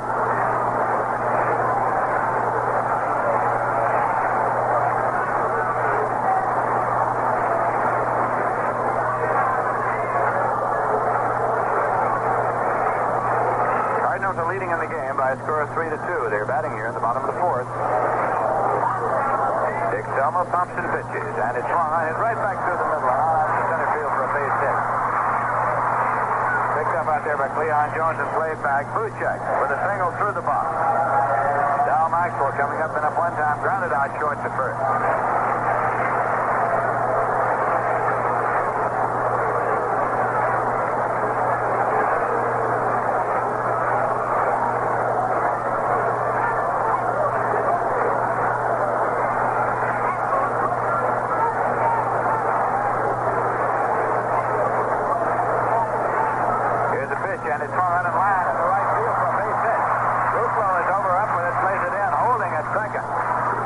Checking on it first is Dow Maxwell. He lined that one into right field. So quickly, the Cardinals have runners at first and second, and pitcher Nelson Briles coming up. Briles has been up one time, and he struck out. He's been up 18 times this year and had one hit. So on the basis of statistics, one would expect Red Schoendienst to have the sacrifice on here. Let's see how he plays.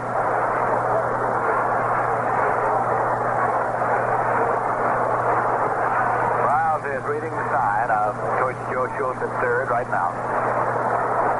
Buschak at second, Maxwell at first. The Cardinals have a one-run lead in the bottom half of the fourth inning. Lou Brock on deck. Rain Poo moves in on the edge of the grass from Mess at first. Boyer ready to charge at third. Here's the pitch, and it's in there for a called strike. He was not in bunting position there. He took the pitch. Now he's reading a sign again from Joe Schultz at third.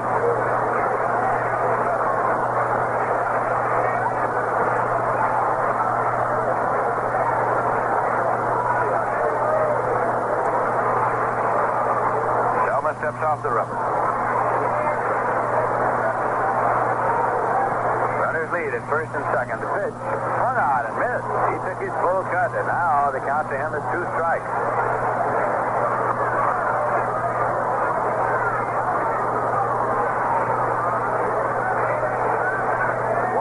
Here.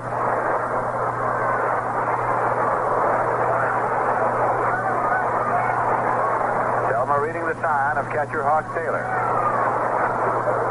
Now runners lead. 2-strike pitch swung on, and it's a chopper to the left side. Boyer waits for it to come down fast to first in time.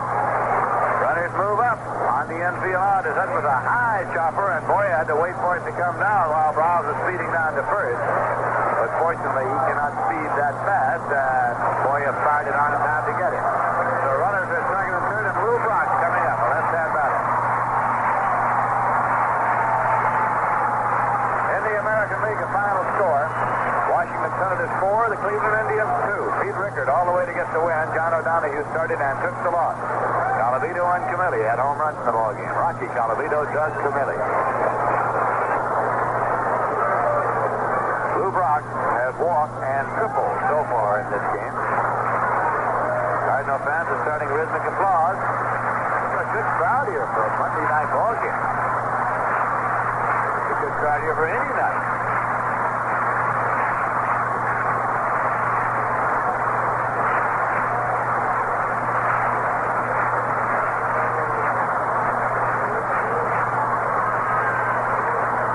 Lou Brock in swinging the bat as he waits now. Selma takes a look at the runner at third, delivers the pitch, and it is cornered on the ground. And it's taken by Ryan Hunt on the outfield grass. First in time, he's out. That ball was slammed hard by Lou Brock, but Hunt ranged over to his left on the rim of the outfield grass, came up with it with a one-hand stab, and threw on to Crane Pool in time to retire the side. Cardinals get no runs. There were 2 hits, no errors, and 2 left, and the score at the end of 4 innings is Cardinals 3 and the Mets 2, and here's Ralph Kiner. I'd like to remind you one more time that the Mets have a special setup now where you fans can meet your favorite ball player through the Mets Fan Club. Information and a list of dates available are available to you by writing Mets Fan Club, Shea Stadium, Flushing, New York. Zip code number is 11368. You can pick up the same information at any regular Mets ticket outlet. Some of the future dates are June 28th, Jerry Grote when the Mets come back to play against the Philadelphia Phillies. June 30 also against the Phillies, a night game on Thursday night. That'll be Dick Selma night. Dick pitching here tonight, pitching a ball game with a score of 3-2 in favor of the Cardinals. July 1st, Johnny Stevenson. July 29th, Wes Westrum.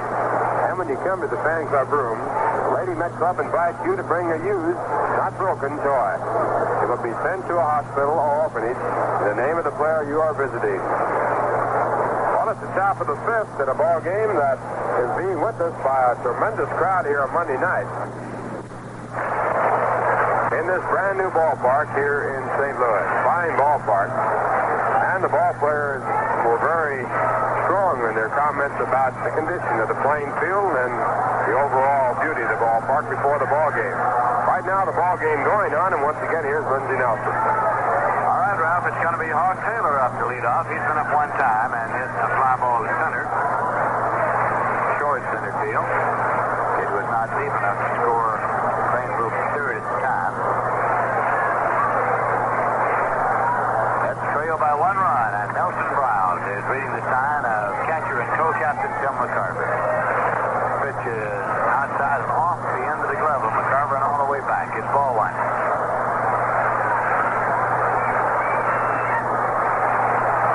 The gateway arch is visible beyond the left field wall here at Busch Memorial Stadium. The new big landmark of the city of St. Louis. This pitch is low for a ball. Well, Lindsey, after your journey to the top of the dome and the Astrodome and broadcasting from there, I imagine any day now you'll be taking the climb up to the top of the arch and broadcasting the game from there. You know, funny thing, I got a letter from Jim Toomey, the public relations director of the Cardinals, when the park was open, saying, we think you can just see enough of the playing field from the top of the arch. Here's a swing and a ground ball to third. Taken there by Gagliano and played across now in time. Hawk Taylor has grounded on third to first. That'll bring up Dick Selma, who has been up one time and had a sacrifice fly to right field. Cardinals have 3 runs on 6 hits, and the Mets have 2 runs on 3 hits. Cardinals got 3 runs at the bottom of the first inning, and then the Mets would like to get 2 in the top of the second.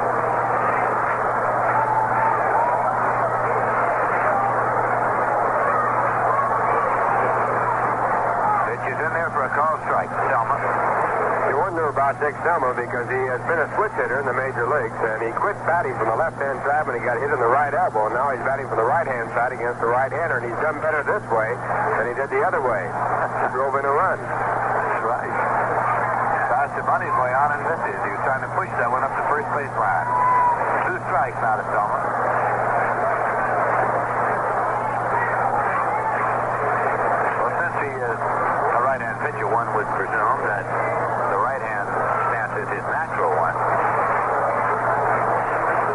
Some right-hand pitcher turned him over to that left-hand side. Would you believe a side armor? Two-strike delivery. Breaking ball hit on the ground to short. Big hops up there to Maxfield, and he plays across the Francona in time. Two away. And that will bring up the leadoff man, Ron Hutt, who has grounded out and flies to right so far. That'll take a little time before coming up now to allow Dick Selma to get back into the dugout. Get a little breather before it's time for him to go to work again.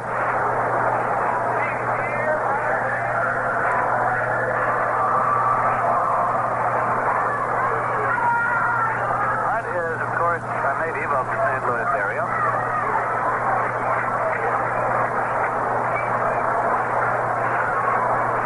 Lives in Overland, Missouri.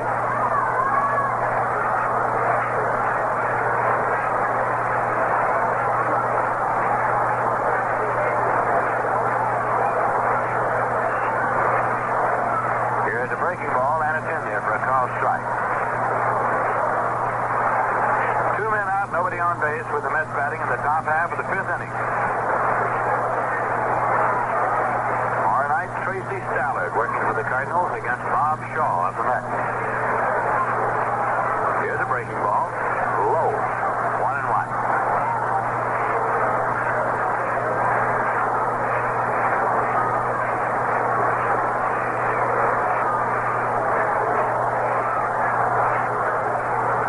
Nelson Briles pumps and pitches.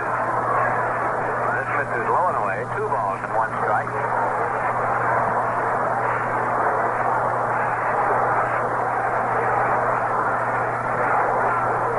As Bob Murphy pointed out, this new stadium is located very near the banks of the Mississippi River in downtown St. Louis. 2-1 delivery, and it is in there for a called strike. The stadium is the main feature of the first phase of a $51 million improvement program in this downtown area.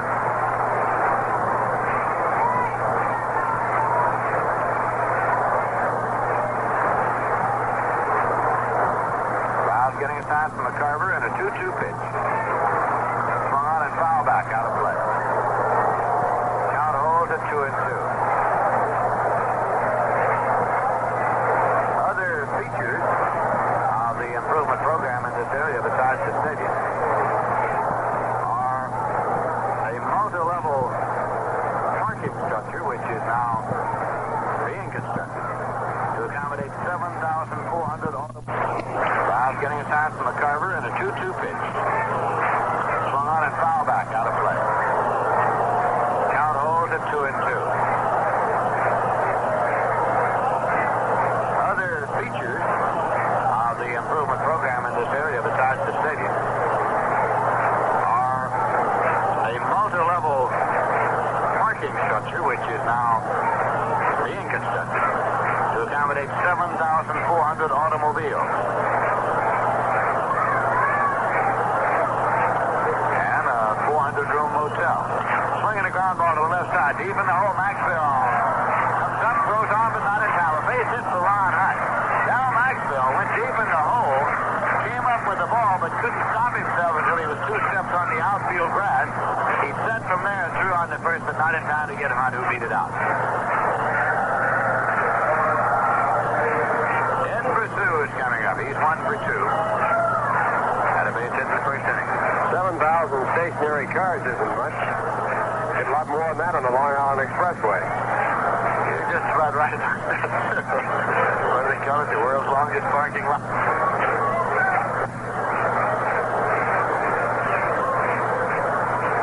2 men out. Ron Hutt, the runner at first.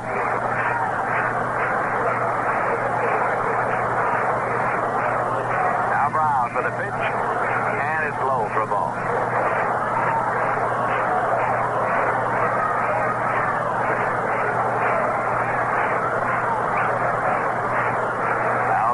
Moved out to the on-deck circle. The Mets came on into St. Louis after the completion of yesterday's doubleheader in Cincinnati.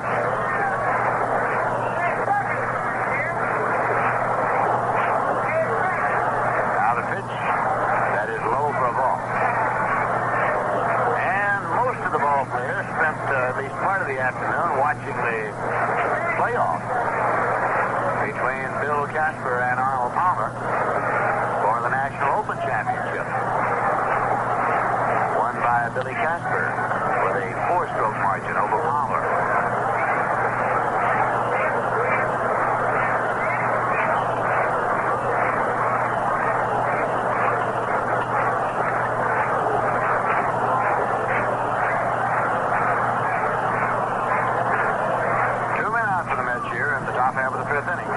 Takes lead at first.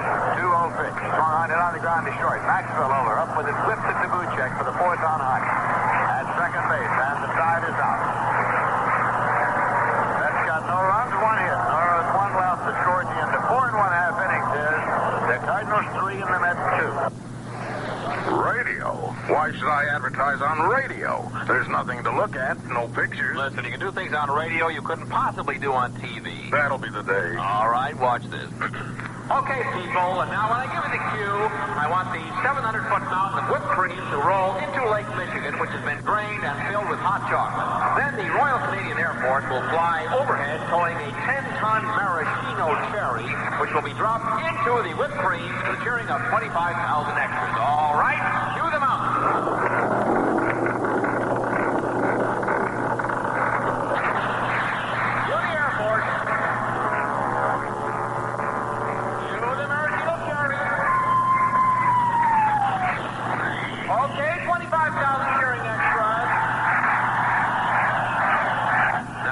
Try that on television? Well... You see, radio is a very special medium because it stretches the imagination. Doesn't television stretch the imagination? Up to 21 inches, yes.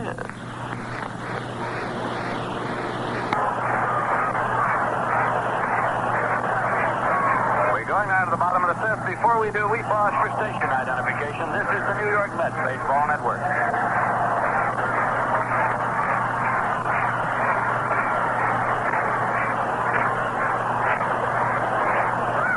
Voice of the Mets in the Great Northeast, WGY Schenectady. This is Lindsey Nelson with Ralph Kiner and Bob Murphy in St. Louis. Joe Gagliano is up. It's the first pitch in the air to right. Sending Luplow back. He drifts back and he's there and makes the catch.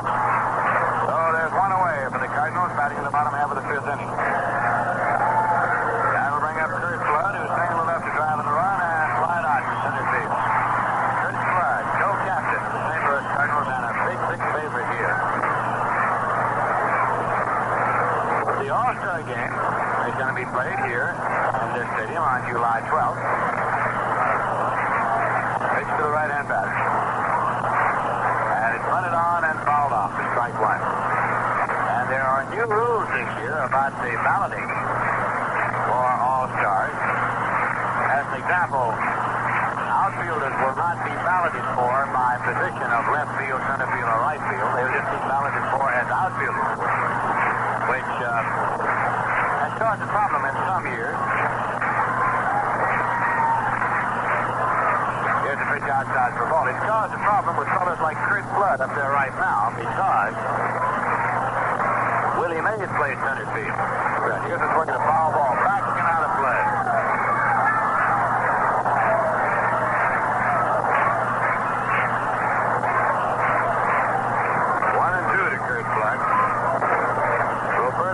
He had trouble a lot of years because a fellow named Hank Aaron played right field as well.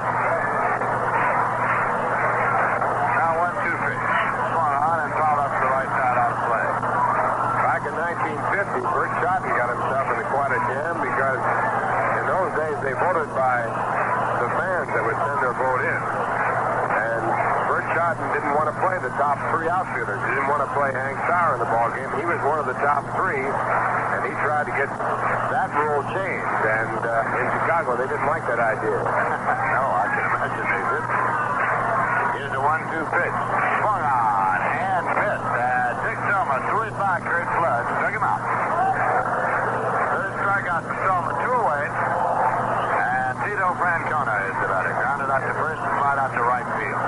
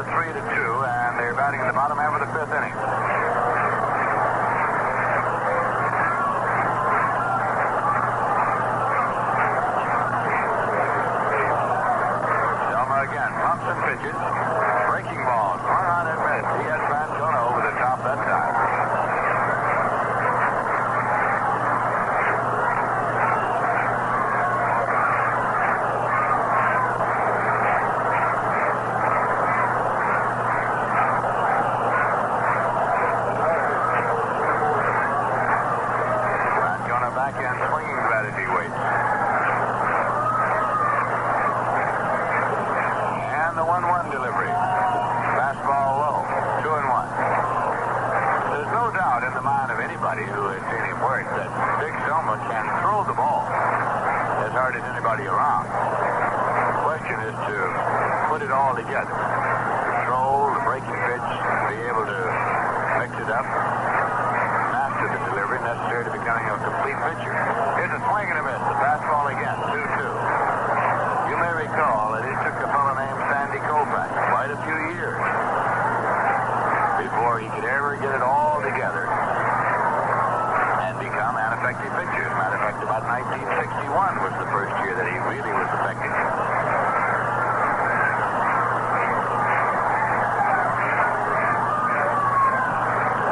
Now a 2-2 delivery. And it's low. So the count is out full now. It's 3-2 to Francona with 2 men out and nobody on base.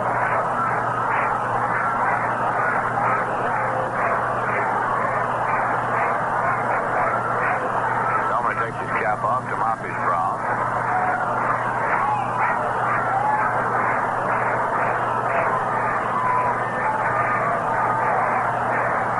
Payoff pitch to Francona. Swung on it, foul back and out of play. This stadium is a completely enclosed circle. There is no open end, open side, or open anything else. It extends all the way around. The upper deck, a complete circle all the way around. Before the ball game, and he was wondering if it would get hot in here on a hot day in the summertime. He said it did when he was growing up in St. Louis, only they didn't know then that it was that hot. There was no air conditioning to compare it with. Francona back in now. And a payoff pitch. Swung on, a little lever out from the plate, and he's grabbed by Hawk Taylor. Foul ball, says umpire Doug Harvey. Hawk Taylor thinks it was fair. What Taylor thinks is that the ball hit in fair territory and spun out over and foul territory, but that he grabbed it in the air. But Doug Harvey says foul ball. It was a breaking pitch that Francona just hit right down to the dirt. He didn't move. He was still there in the batter's box. It would have been an easy out if the call had been fair ball.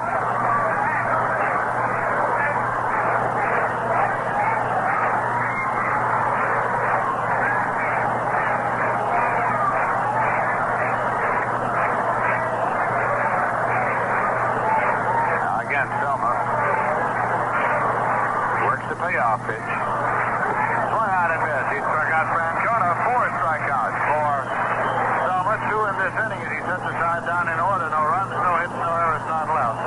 Scores you into 5 full innings is the Cardinals 3 and the Mets 2. Well, we were talking about this summer's All-Star game a moment ago. At Shea Stadium in New York on Saturday night, July 30th, we're going to have a brief reenactment of the famous 1950 All-Star game. It'll be old-timers night at Shea Stadium. And as you might expect, it'll be one of the biggest nights of the season. In recent years, the All-Star gatherings, the old-timers gatherings have been big, big events. Acceptances are coming in daily. Dominic DiMaggio will be on hand, and so will Bobby Doerr, 2 of the great Boston Red Sox of other years. They will be joining the likes of Roy Campanella, Jewel Blackwell, Hoot Evers, Allie Reynolds, Don Newcomb, Walt Dropo, Hank Sauer, Jim Constanti, Bob Royce, Larry Doby, Ray Scarborough. That's at Shea Stadium on Saturday night, July 30th. Casey Stengel will be on hand in uniform, managing the American League just as he did 16 years ago. Leo DeRocha will manage the National League All-Stars. He will have his Chicago Cubs in there for the regularly scheduled game of the night against the New York Mets. Tickets are now on sale at all Mets ticket outlets for Saturday, July 30th. We're going now to the top half of the 6th inning, and coming in here is Ralph Kiner. Thank you, Lindsay, and hi to everyone. Al Lupro, the leadoff for the Mets. They trail by 1. for 2 against Nelson Briles, the starting pitcher for the St. Louis Cardinals. Briles has given up 2 runs, allowed 4 hits. He has struck out 2 and walked 1. Right-hand pitcher, 20 years of age.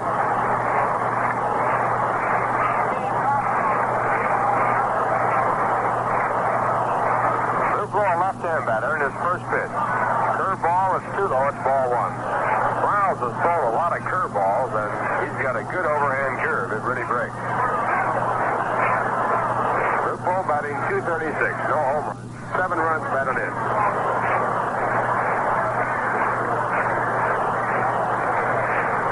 And the right-hander back with a fastball. It's fouled over the top of the screen. 1 ball, 1 strike. It'll be Al Lupo, Ken Boyer, and Cleon Jones for the right-hander here in the top of the 6th. Cardinals got their 3 runs the first inning. First 3 men scored. Reds came back. They got their 2 runs in the top of the 2nd. 1 ball, 1 strike. Briles into the windup, and his pitch back to the plate. It's hit back toward second base. Moving to his right is Jerry Buchek. He's up with the ball, throws to first base for the out.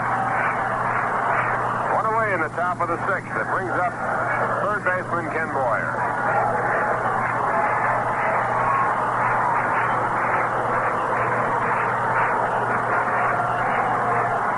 Boyer is 0 for 2.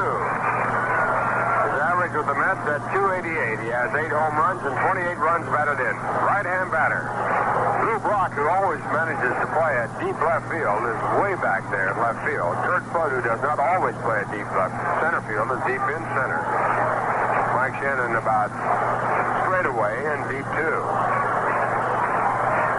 First pitch by Briles is too low, and it's ball 1. The ball going right through the legs after hitting the glove of Tim McCarver. 1 ball, no strike.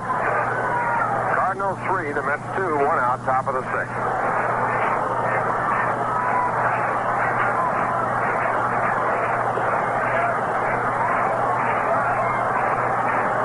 Count as Briles comes back again. And he misses again, this time outside, ball 2. 2 balls, no strikes. 1964 was the first year that Nelson Briles pitched in professional baseball. He played at Tulsa and won 11 and lost 6. Last year he stayed with the St. Louis Cardinals as a first-year player, and he won 3 and lost 3 in 37 ball games. He had 2 starts, so he had 35 relief appearances. The 2-0 delivery is outside and low, and it's ball 3. 3 balls, no strikes. On deck batter for the Mets, Cleon Jones. 1 man out, top of the 6th. They need 1 to tie.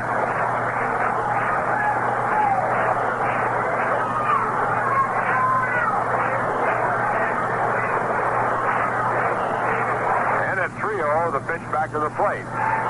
His call is strike at the knees. Boyer tries to get the pitch as he moves out towards first base, but his call is strike 1. 3 balls, 1 strike.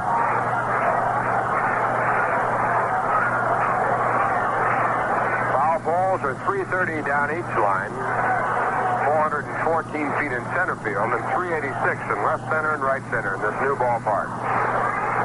3 balls, 1 strike. And the pitch this time misses, ball 4.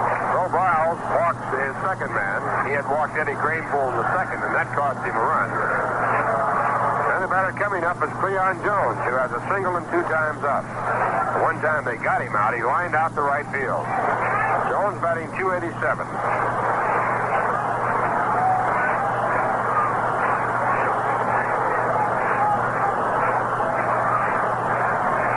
Right-hand batter. Has had 2 home runs. He's driven in 19. Singled and scored in the 2nd.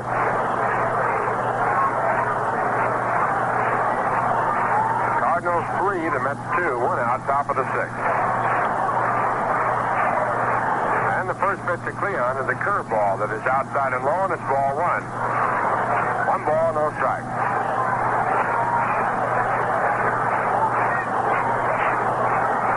Cardinals have played 7 times this year.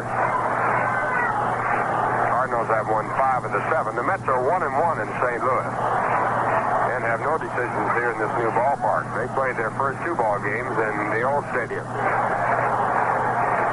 1-1 1-0 pitch is swung on and fouled down the dirt, and Cleon Jones goes right to the ground. He fouled that ball off his left foot. Now he gets up limping away.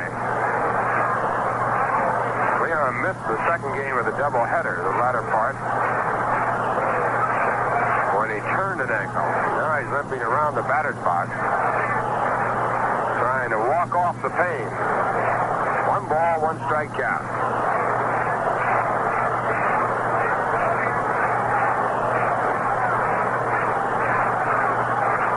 Leon's done a fine job for the Mets this year.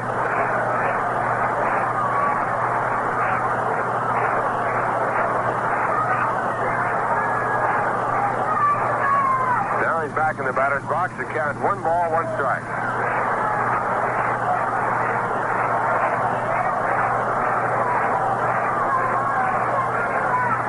Last year for the Mets batted 149 and played 30 games.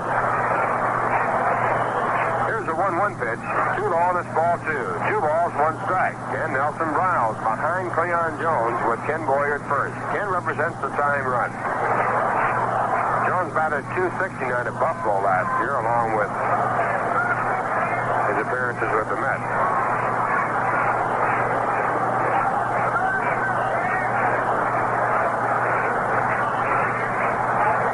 Years of age. Started playing ball in 1963. Briles at 2-1, and the pitch is hit down through the middle. Going to his left is Maxwell. He comes up with the ball, goes to the back, steps on it, throws to first base for the double play that retires the side. No runs, no hits, no errors, a walk, and no one left on base in the score. At the end of 5 1/2, the Cardinals 3, the Mets 2. Now here's a word from Rheingold.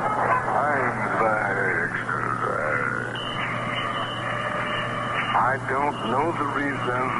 I can't tell you why. More people like Rheingold appear extra dry. But we must be doing something. Yes, we must be doing something right. Yes, we must be doing something. Woo! We must be doing something right.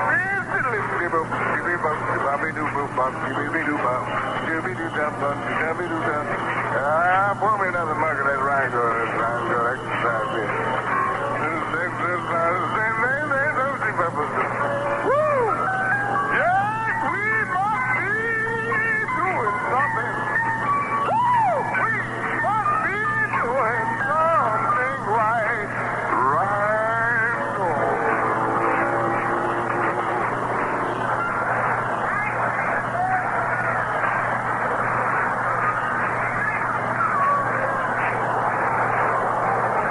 Bottom half of the 6th, the Cardinals leading 3-2. Dick Selma completing his warm-up pitches on the mound for the Mets. He has gone all the way to this point. Other games in the National League at the end of 4 1/2. Atlanta 4, Philadelphia 2. Roebuck now pitching for the Phillies and placed at first short. Conacher going for the Braves. Story hit his 15th in the 2nd with no one on. Oliver had one in the 4th with no one on. And Callison had a home run in the 5th for the Phillies with no one on. At the end of 5 1/2 innings, Houston 2, the Dodgers 1. Drysdale trying to win his 5th game. He's lost 8. Robin Roberts, who has a 3-4 record in the game for the Astros. Only game scheduled in the National League, the exception of the game right here in St. Louis. First man up is Tim McCarver. He has flied out to center field. It's 2 times up. Batting at 271, a left-hander, and he takes the first pitch, a curveball. It bounces in the dirt and bounces away. In the American League, Washington defeated Cleveland 4-2. The winning pitcher was Pete Rickard. His record now 8-6. Losing pitcher was O'Donohue. Colavito had a home run in the 7th with no one on, and Doug Camilli had a home run in the 6th with no one on for the Senators. At the end of 7, Chicago 2, Kansas City 1. Joe Horton working on that one for the White Sox. Sanders replacing Stafford for Kansas City. Phil Roof a home run in the 5th with no one on. Next pitch is called ball 2. 2 balls and no strikes. Also scheduled Minnesota against the Angels out on the coast. Abbreviated action in the National and the American League on this Monday night, but the action right here is 3-2 in favor of the Cardinals. No one out. We're in the bottom half of the 6th. Dick Selma working for the Mets. Struck out his last two batters for a total of 4 strikeouts in the ball game. He has given up 6 hits. He's walked 1, and that cost him a run in the first inning. Next pitch is high and away, and it's ball 3. 3 balls, no strikes. After Tim McCarver, the batter will be Mike Shannon. He'll be followed by Jerry Buchek.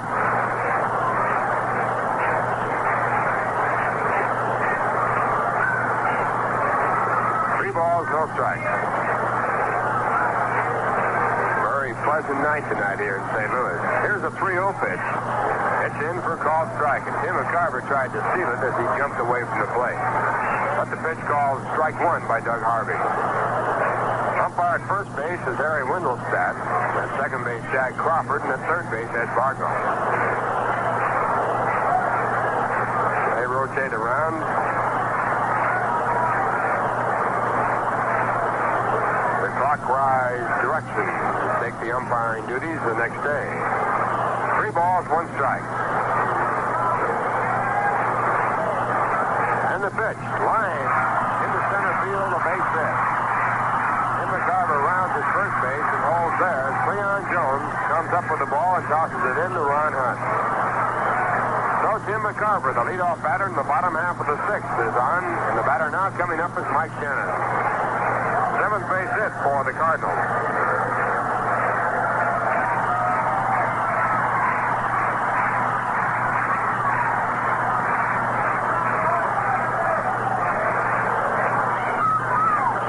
Base hit his first time up to drive in a run. Gave the Cardinals their 3rd run in the first inning. They lead 3-2. Rounded out to short his 2nd time up. He now has 13 runs batted in and is batting .248.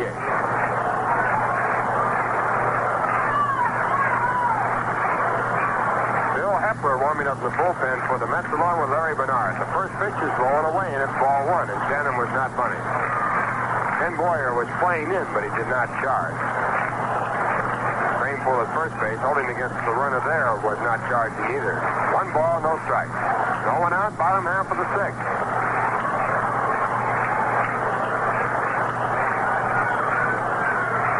Hawk Taylor is journeying to the mound to talk it over with Selma, now back behind home plate. Selma in the set position. And the pitch is fouled off. Over the top of the screen, going out of play, and the count now at 1 ball and 1 strike.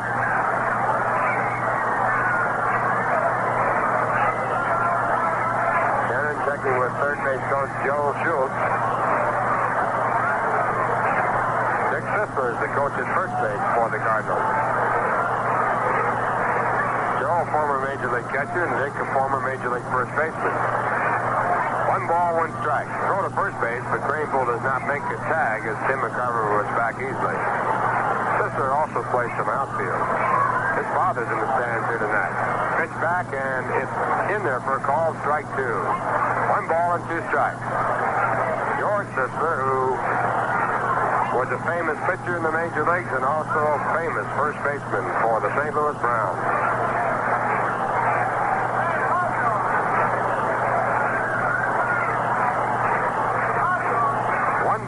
Strike.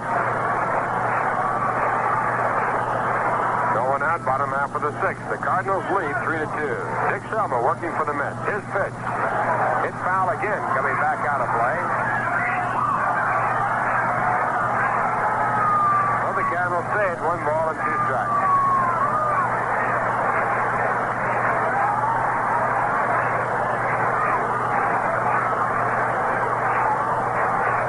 System here at this new ballpark looks tremendous. The old ballpark, a little outdated.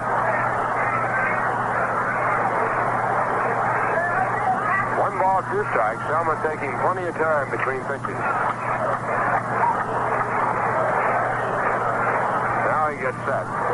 McCarver at first base, and a changeup is high, almost over the head of Hawk Taylor. He had to jump up to one-handed. 2 balls and 2 strikes. That's one of the few changeups that Selma's throwing tonight.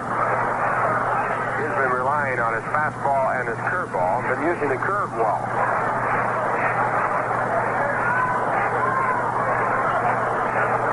walk on third base in the second inning with 2 men out. He struck out Phil Gagliano with a 3-2 curveball. His last 2 strikeouts have been off the fastball. Now 2-2. The pitch is inside, and Mike Shannon has to fall away, and the count fills out to 3-2. On deck batter, the second baseman, Jerry Buchek. Shannon now checking with the coach to see whether or not the runner will be going on the 3-2 count with no one out here in the bottom half of the 6th. Cardinals lead 3-2. Selma checking his outfield there straight away. And now the pitch. The runner going. The pitch is swung on a miss. The throw to second base in time. The tag made by Ron Hunt in time, and he is out. So the Mets get a strikeout double play on the 3-2 pitch with Selma coming in with a good strike. And the base runner is erased, and it brings up Gary Buchek. Ron Hunt made the tag. Got to throw him plenty of time, then got right down in front of the bag, so the runner could not get in.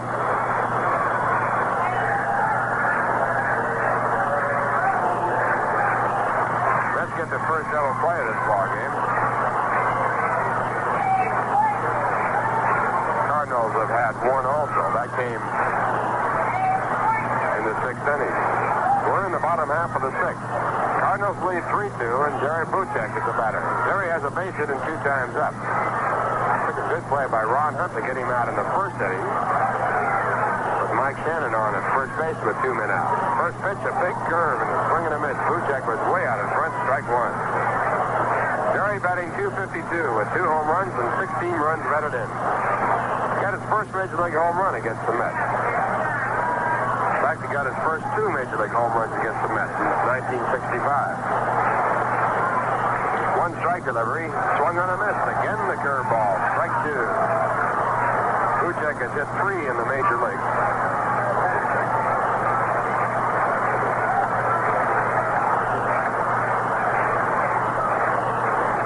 Two-strike count. Dick Selma now checking in. It's wind up and pitch. Again the curve. This one bounces in the dirt. 1 ball, 2 strikes.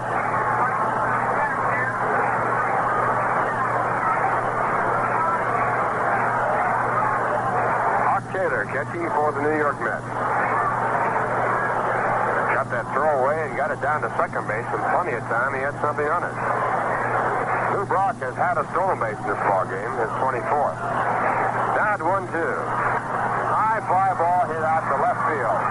Johnny Lewis coming in. It's up there. And he makes the catch and that retires the side. No runs, 1 hit, no errors, a double play, and no one left on base. And the score through 6. The Cardinals 3, the Mets 2. This is Don McNeil. You know, the magic in Aladdin's lamp was really very little when you compare it to the miracle of radio. Radio brings you total sound as nothing else can. It's your magic bridge to the worlds of music, sports, news, comedy, drama, religion, science, and public affairs.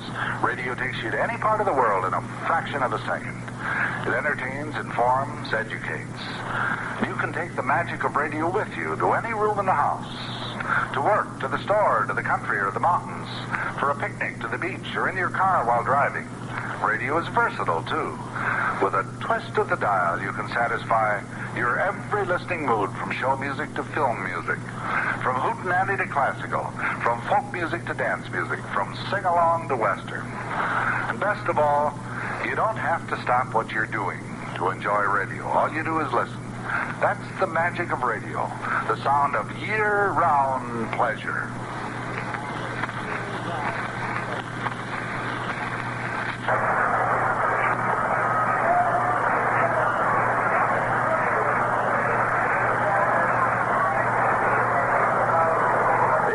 Here tonight, a total of 33,136 in the ballpark. It's family night, and there are also stadium workers in this ballpark tonight as guests of the management. The paid attendance 18,639. So a fine Monday night crowd. Mets are trailing 3-2 as they come to bat here in the top of the 7th. Their first batter will be Ed Kranepool. On the mound, Nelson Briles. He has gone all the way to this point. And the first pitch is running out to third. Picked up by the third baseman and thrown over the first base in time for the out. A good play by Phil Gagliano as Eddie Cranepool tries to bunt his way on. So Briles gets his first out with one pitch, and it brings up Johnny Lewis. Eddie now is 0 for 2. He had lined out to center field and walked and scored a run in the second. Johnny Lewis, batting at .218, has one hit and 2 times up. Hey, look for the Rheingold Chug-a-Mug display at your local store. The Chug-a-Mug looks and sounds just like what it is. A good thirst-quenching drink of beer. 12 ounces of Rheingold Extra Dry, and you can drink it right from the mug. First pitch to Johnny Lewis is taken low, and it's ball 1. Johnny singled in a run his first time up in the second. A line shot off the glove of Tito Francona at first base. Rolled out into shallow right field and gave Leon Jones a chance to score from second. Mike Shannon has a bullet out there for an arm. Or as Bob put it, a cannon. Next pitch is called a strike. It's 1 ball and 1 strike. The ball was hit so hard that if it had gone through by Tito Francona into right field, it's doubtful whether or not Leon Jones could have scored. But Francona floated up, and that allowed Jones to score and also put Cranepool at third, where he later on scored on a sacrifice fly. A little ground ball hit slowly down to first base. Francona picks it up this time with no difficulty right by the bag, makes the play there for the second out of the inning. Right now we'll pause for station identification. This is the New York Mets Baseball Network. The voice of the Mets in the great Northeast, WGY Schenectady and WGFM. The time is 2 minutes past 11.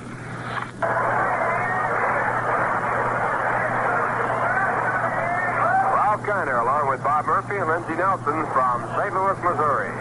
First pitch to Arquette is a curveball by Nelson Briles. It's called a ball. Cardinals lead 3-2, 2 men out in the top of the 7th.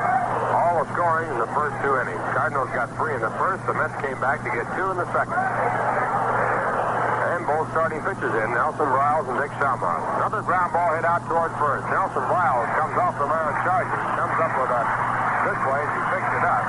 Didn't have that much to worry about, as Arquette would have been an easy out if he had played the ball easier. But he made the play, and now retires the side. 3-1 if you're scoring, and a 1-2-3 inning. And the score at the end of 6 1/2. The Cardinals 3, the Mets 2. Now here's the word from Rheingold. Well, I am a lonely and a lonesome traveler. I am a lonely and a lonesome traveler. I am a lonely and a lonesome traveler. I've been the traveling on. I travel here and then From California to New York, the American folk singer travels here and yonder, carrying with him the music of the whole world and its people. And sometimes when the traveling gets thirsty, he puts down his guitar and accompanies himself with a cold beer, maybe Rheingold. And in New York City, where more songs and travelers stop than anywhere else in the world, more people buy Rheingold Extra Dry than any other beer. How come? Maybe it's the Oregon hops we use. Who knows? But we must be doing something right.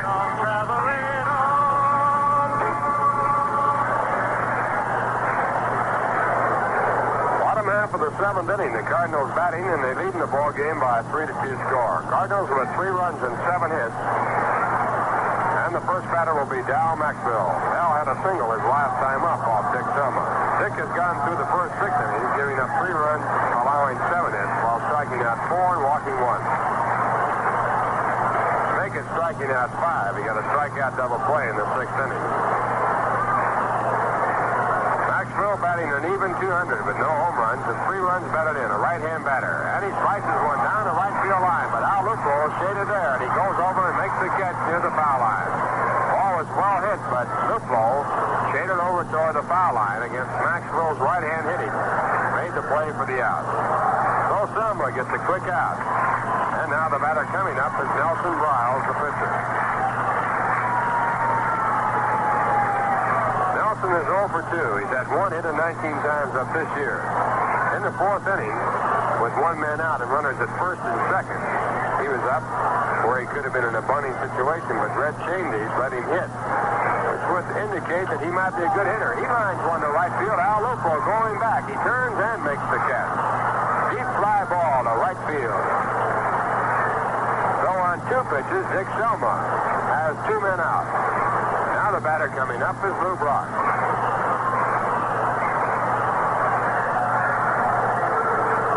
Lou walked his first time up with a 3-1 pitch as the leadoff batter in the ballgame for the Cardinals. He stole second base, his 24th stolen base in 27 tries. Went over to third base on an infield hit by Phil Gagliano, and then scored when Kurt Flood singled to center field. Cardinals got 2 more after that to take a 3-0 lead. The Mets got their 2 runs at the top of the second. Lou Brock has 1 hit and 2 official times up to go along with a walk, and he takes the first pitch. It's ball 1. His base hit was a triple into right center field in the second. He was left at third base when Phil Gagliano struck out as Dick Selma picked up his second strikeout in the ball game. Now Selma back again. It's hit off the hands down towards short. He'll beat it out. Lou picks it up, throws to first base, but no chance.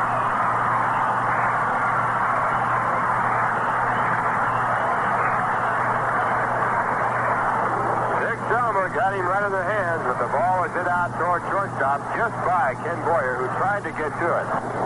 We will be back. And when Eddie Basu made the move in to come up with the ball, it was too late. Brock flying down the baseline gets his second hit of the ball game. That's number 8 off Dick Selma. And of course now the situation where Lou Brock might be stealing. 2 men out, bottom half of the 7th. And the batter is Phil Gagliano. Phil's not a power hitter. He's had 1 home run. Brock with a big lead. He's going to pitch a pitch at. The throw to second base is high, and he slides in safely.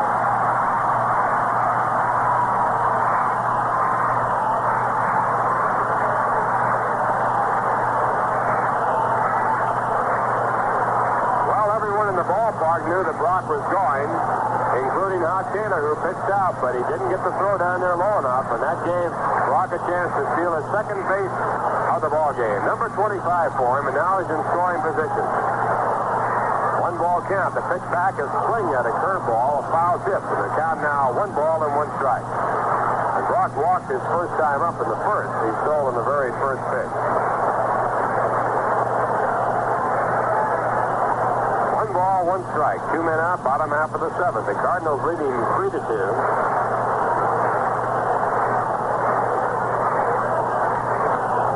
Now Dick Selma sets up again. He pitched the plate, a curveball, too low, and it's ball 2. 2 balls, 1 strike. Gagliano has 1 hit and 3 times up. He dribbled an infield hit down toward third base his first time up in the first and scored. Has an average of 284. And the pitch back to the right-hand batter, bounced slowly towards short. Eddie Basu charging. The play to first base is in the dirt. The ball dropped. Clark goes to third base and stays there.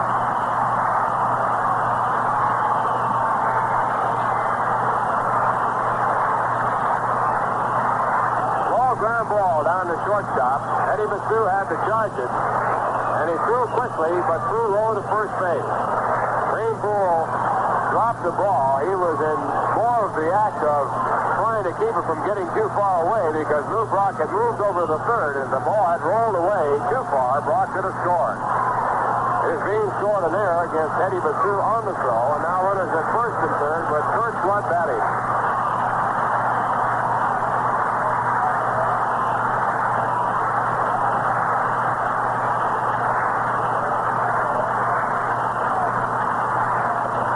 Singled in a run his first time up is 1 for 3. He has now 40 runs batted in. He's batting .313, and his first pitch a curveball in the dirt. Ball bouncing right on front of home plate, and the run is holding. Lou Brock at third base. Phil Gagliano at first base. 2 men out, bottom half of the 7th. This is a very important position for the Mets. They trail by 1.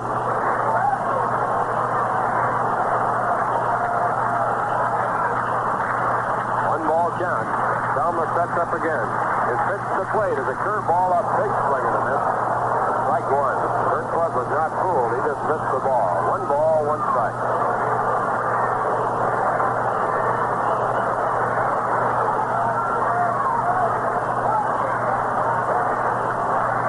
Outfield not deep. Butler's had 4 home runs this year. Now Selma back again. And a wild pitch. Here's Rock coming in the score from third base. Bill Gagliano going down to second base, rounding there and then holding.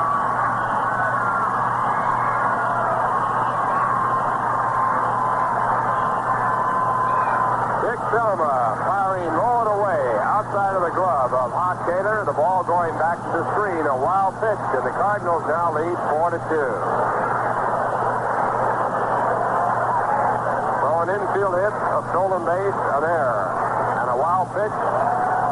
And the Cardinals have a 4-2 lead with Phil Gagliano down at second base. Down at 2 balls and 1 strike.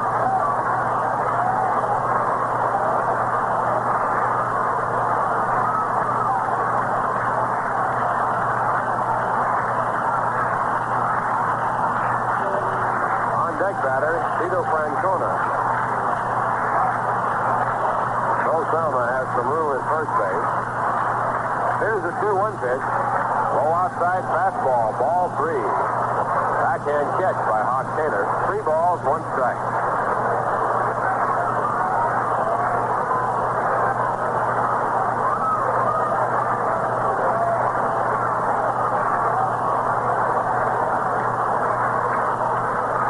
Three balls, 1 strike. Selma long look at the sign. He now sets up. And the 3-1 delivery is hit hard down to second. Taken on 1 hop by Ron Hunt. And he makes the play to first base in time to retire the side. But in the inning, Cardinals had a run on a base hit. There was 1 error, a wild pitch. 1 man left on. And the score at the end of 7, the Cardinals 4, the Mets 2. Other games in the National League. At the end of 6, Atlanta 5, Philadelphia 2. Chris Short, the starting pitcher for the Phillies, knocked out in the 4th inning. Ed Roebuck is now pitching for Philadelphia. Tony Cloninger going all the way to this point for Atlanta. Gallison's had a home run in the 5th on Cloninger. But Atlanta has countered with 2 home runs, one by Joe Torre in the 2nd with no one on. His 15th, one by Oliver in the 4th with no one on. At the end of 7, the Dodgers scoring a run in the top of the 7th to tie the ball game up with Houston at 2-2. Don Drysdale pitching for the Dodgers. He is 4-8 in the year. Mike Queller has come in for the Astros in place of Robin Roberts in the 8th inning. Only game scheduled in the National League. The American League has abbreviated schedule. Washington 4, Cleveland 2 final. Winning pitcher was Pete Rickard. Losing pitcher O'Donohue. Rickard now 8-6. Talavino and Doug Camelli had home runs in the ball game. At the end of 7 1/2 innings, Chicago 3, Kansas City 1. Pizarro now pitching for the White Sox. Sanders going for Kansas City. Phil Roof had a home run in the 5th with no one on in that ball game. Starting pitchers, Minnesota at California. Bud Grant going for the Twins. His record 5-8 against George Brunette, who has won 5 and lost 4. We're now at the top of the 8th inning. The Mets trailing by 2 runs. And here for the play-by-play once again, Bob Murphy. All right, Ralph. Chuck Hiller is coming out to bat for Dick Selma as we go to the 8th inning. As the pinch hitter this year, Chuck has had an amazing record. 11 hits in 24 home runs in the ball game. At the end of 7 1/2 innings, Chicago 3, Kansas City 1. Pizarro now pitching for the White Sox. Sanders going for Kansas City. Phil Roof had a home run in the 5th with no one on in that ball game. Starting pitchers, Minnesota at California. Bud Grant going for the Twins. His record 5-8 against George Brunette, who has won 5 and lost 4. We're now at the top of the 8th inning. The Mets trailing by 2 runs. And here for the play-by-play once again, Bob Murphy. All right, Ralph. Chuck Hiller is coming out to bat for Dick Selma as we go to the 8th inning. As a pinch hitter this year, Chuck has had an amazing record. 11 hits in 24 times at bat. And Briles starting Chuck off with a curve. It's inside at low, ball 1. Dick Selma, after a shaky opening inning in which he gave up 3 runs, settled down and pitched an outstanding ball game. Now the windup by Briles, and the fastball is low, 2-0. Dick Selma walked the first batter he faced tonight. That turned out to be the only walk given up by Dick Selma.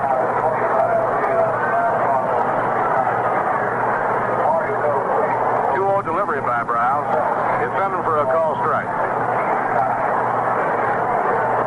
2-1 on Chuck Hiller.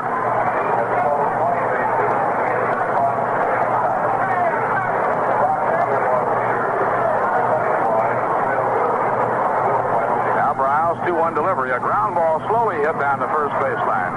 Fielded even with the bag by Francona. He steps on first, making the play unassisted. So Hiller is retired on a ground ball. Now the top of the order, and Ron Hunt coming up. That's trailing 4-2. We're in the top of the 8th inning. This looks like a good time to light up a cool for the most refreshing taste in smoking today. Cool Filter Kings. Ron has 1 hit and 3 times up. He beat out an infield hit to shortstop his last time at bat in the 5th inning. Over the last 5 innings, Nelson Briles has allowed only 1 base hit. It's ending for a strike. Both starters, Briles and Selma, were shaky in the beginning. Both then settled down and they have pitched very well. Selma gave up 3 runs in the first and then only an unearned run in the last of the 7th inning the rest of the way. Pop fly on the left side of the infield. Calling for it is the shortstop, Dal Maxwell, and he has it for the out. Now there are 2 away, nobody on top of the 8th inning, and the hitter is Ed Brassu. Eddie has singled to left, taking a call third strike, and hit into a force play 1 for 3. Eddie Brassu batting at .236.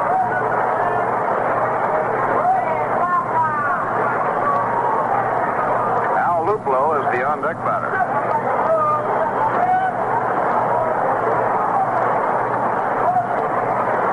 Just off the outside corner, 1 ball and no strikes.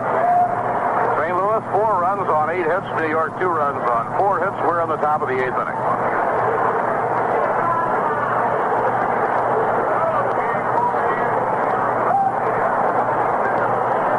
Low and outside, 2 balls and no strikes.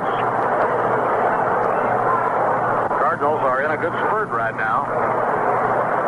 They beat the Phillies Saturday night with Al Jackson going the route, and then they swept the doubleheader from Philadelphia yesterday.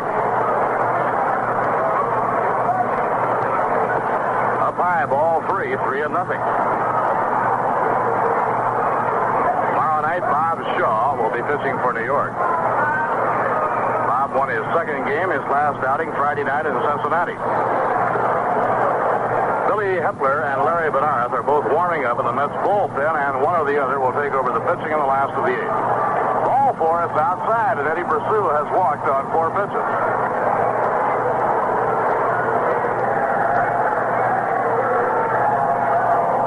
Third walk by Nelson Briles. Briles has walked 3, struck out 2, permitted 2 runs, 4 hits. Al Luplo 0 for 3 this evening. Al has reached on a fielder's choice and twice grounded out to the second baseman, Jerry Buchek.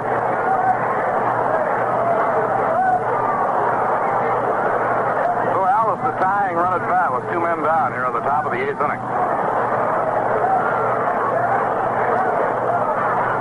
Curve is in. Strike 1 call.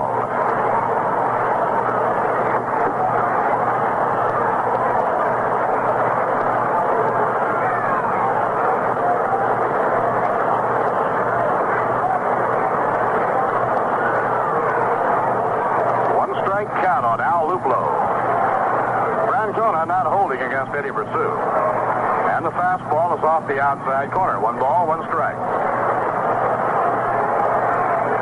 Bill Gagliano in close at third against Luplo. Maxwell, the shortstop, shaded toward second. And now Flood is moving over to a straightaway center field position. He did have Luplo shaded a little bit toward left center. Count is 1-1, and the pitch by Briles, a line shot over second into center field, a base hit. Eddie Brassu rounds second and holds there as the tying runs are on with 2 men down at the 8th inning.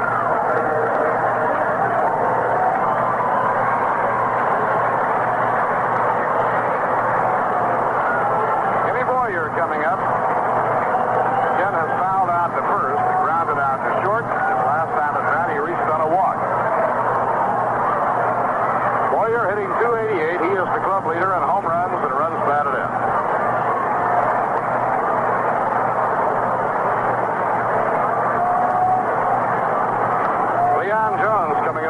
out steps and moving out to the on-deck circle.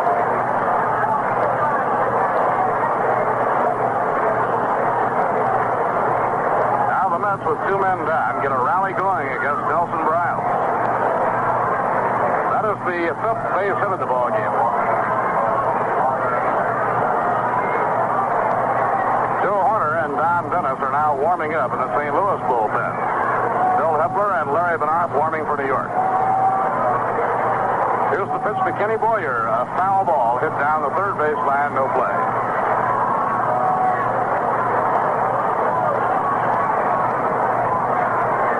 Over 22,000 employees and their families who participated in the construction of the new stadium here in St. Louis have now seen the Cardinals in action.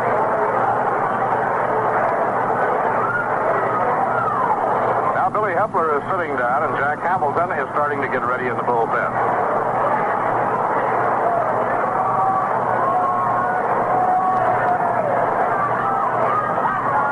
Ken Boyer stepping out. That's trailing 4-2. The tying runs are on. 2 men away. Top of the 8th inning.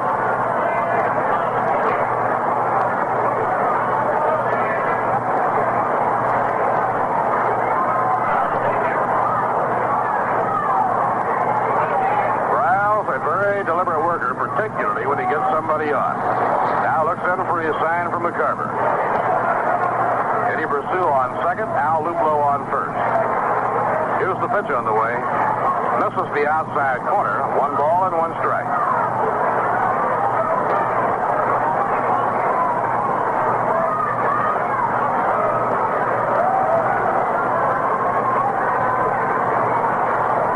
Yogi Berra and Whitey Herzog talking it up on the coaching line.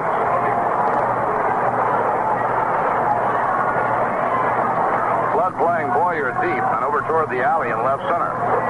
Now the pitch. A foul ball right straight back. 1 ball and 2 strikes.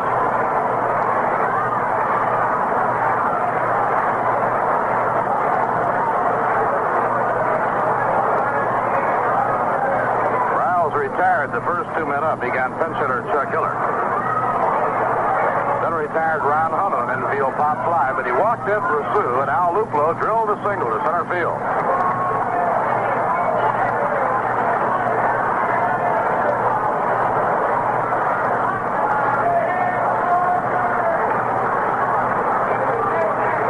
Briles up in pitching position. Kicks the leg. Around comes the arm. A drive in the air to right field. Shannon is there, and he makes the catch. Everybody held their breath as rooting for the Cardinals because just for a moment Shannon slipped. And it looked as though he might fall down, but he held his footing. The ball was right there. He put his glove up and snagged it. No runs, 1 hit, no errors, 2 left on. Boyer hit the ball hard, but right to the right fielder, Mike Shannon. Now, at the end of 7 1/2 innings, the St. Louis Cardinals 4 and the New York Mets 2.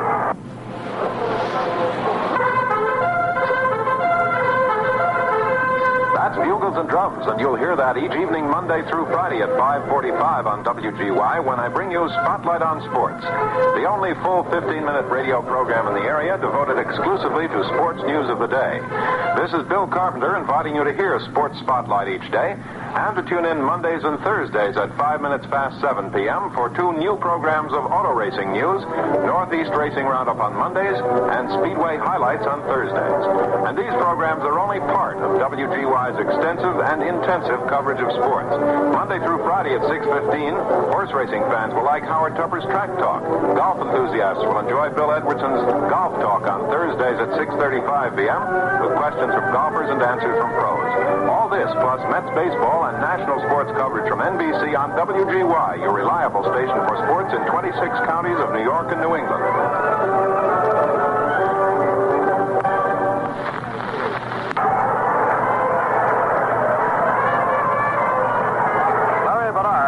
Now for New York, last of the 8th inning. Larry had 2 good innings of relief in the opening game of yesterday's doubleheader at Cincinnati. He allowed no runs with just 1 hit, and the 1 hit was the result of a mix-up on a fly ball to short center. Tito Francona will lead off against Benares in the last half of the 8th. Dick Selma, pitching 7 innings, allowed 4 runs, 8 hits, walked 1, and struck out 5. Only 1 of the 4 runs scored off Dick Selma was an earned run. Dick looking better tonight than at any time since he was injured on Memorial Day. He got off shakily in the opening inning and was hurt by an error. 3 runs came in. Only 1 of the 3 was earned. Then Selma certainly settled down and got himself into a good pitching groove. Over the next 6 innings, he gave up just 1 run, and it was unearned.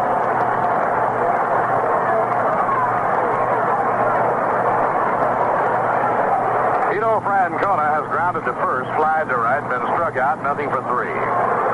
Veteran left-hand hitter bends from the waist. Here's the windup, pitched by Bedard. A drive in the air to deep center. Back goes Cleon. He's under it. Not far from the track. He puts it away for the out. 1 away, nobody on. 1 man out on 1 pitch ball, and that brings up Tim McCarver. The last of the 8th inning in the Astrodome, the Astros scratched out 2 runs against the Dodger pitching staff. Baranowski and Regan were both used by Walter Alston in relief of Drysdale. So now they go to the 9th inning with the Astros leading the Dodgers 4-2. The Atlanta Braves on home runs by Joe Torre and Gene Oliver leading Philadelphia 5-2. They're in the 7th inning.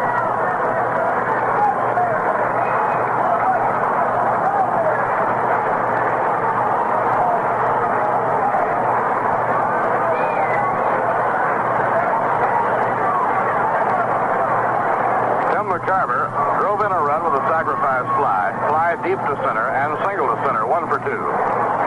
Left-hand hitter and a good line drive hitter takes the pitch over, strike 1 call. McCarver hitting .275. Big surge by St. Louis has been made on the pitching, particularly of Bob Gibson and Ray Washburn. Gibson has won 9 of his last 10 decisions.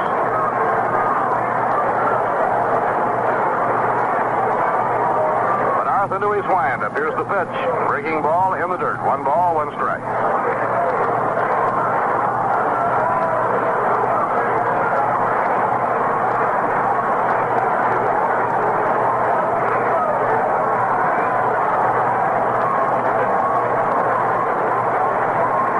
Mike Shannon, the right fielder, is the on-deck hitter. We're in the last of the 8th inning. The Redbirds with a 4-2 lead.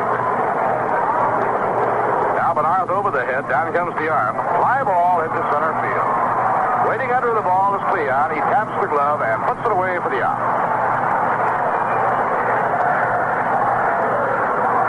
2 outs, nobody on. We pause for station identification. This is the New York Mets Baseball Network.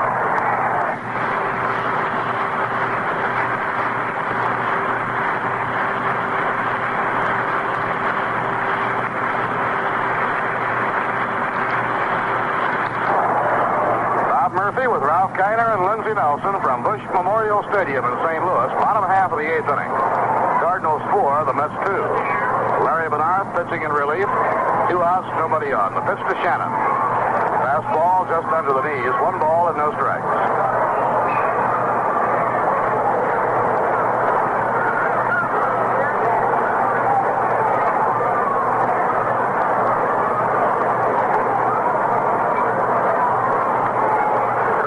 Tim McCarver and Mike Shannon have each driven in a run for the Cardinals tonight.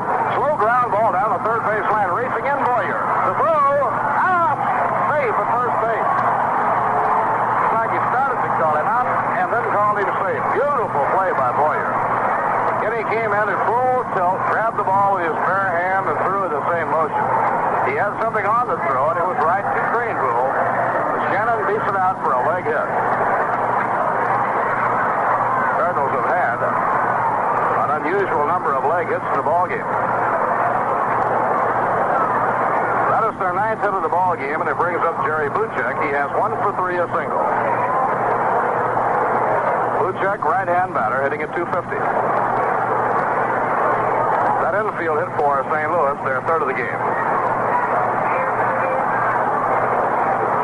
Low outside, 1 ball and no strikes.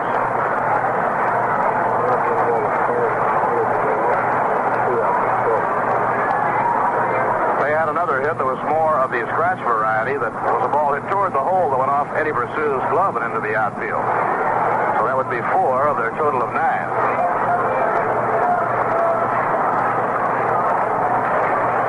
They all count. Now the pitch on the way. Just misses the outside corner, 2-0 on Jerry Buchek.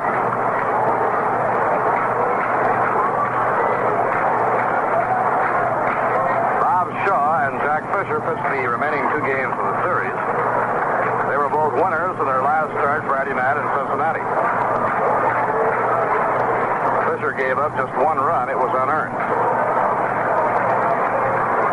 Now Bedard delivers 2-0. Ground ball bounced towards short. Pursued to his left. Backhands the ball to Hunt. Force play on the side is out.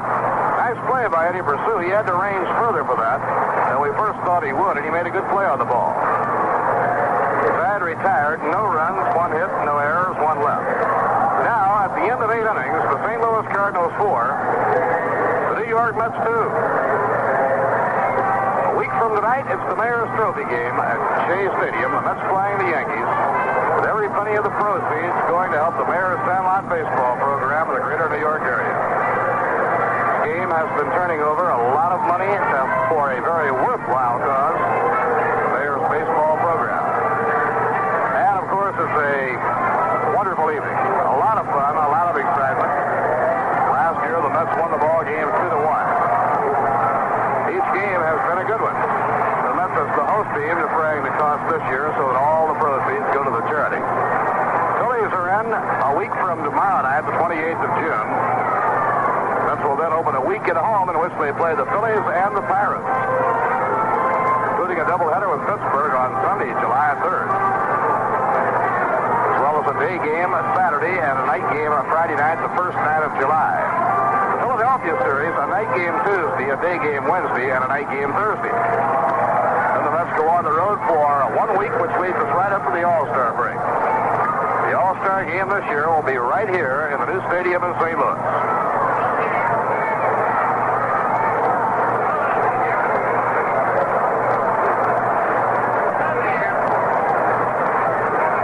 Ninth inning, Cleon Jones hoping to get it going against Nelson Briles, who has gone all the way. Briles, shaky in the beginning, over the last 6 innings, has allowed only 2 base hits. He gave up 2 runs, allowed 3 hits in the first 2 innings. Too high, the fastball missing, 1 ball and no strikes. Leon has singled to right, lined to right, and hit into a double play, 1 for 3. Jones hitting 284.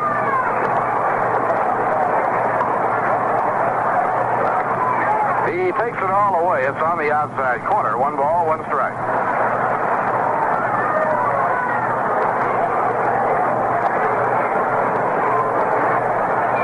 Tonight's game is only the 3rd this year the Mets have played in St. Louis. Each team has won 1 in the previous 2 games. Low and outside, 2-1. The Chicago White Sox, with Joe Horlin winning his 3rd of the year, defeated Kansas City tonight 3-1. Bill Stafford, the loser. Bill Roof hit the game's only home run to spoil the shutout bid by Horlin. However, Horlin had help from Locker in the 8th and Pizarro in the 8th inning. Final score, the White Sox 3 and the Kansas City A's 1. Inside and high, and now it's 3-1 on Cleon Jones. Pete Rickard won his 8th game. He went all the way, pitching a 7-hitter as Washington beat Cleveland 4-2. John O'Donohue was the loser with Dick Raditz in the 8th inning. Calavito and Camilli hit home runs.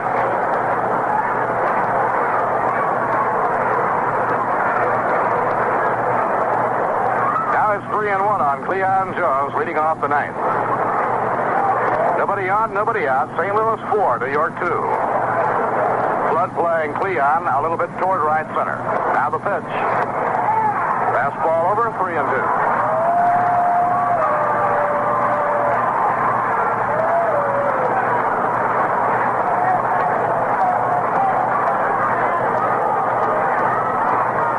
New York will have Cleon Jones, Eddie Kranepool, and Johnny Lewis to try and do something here in the 9th.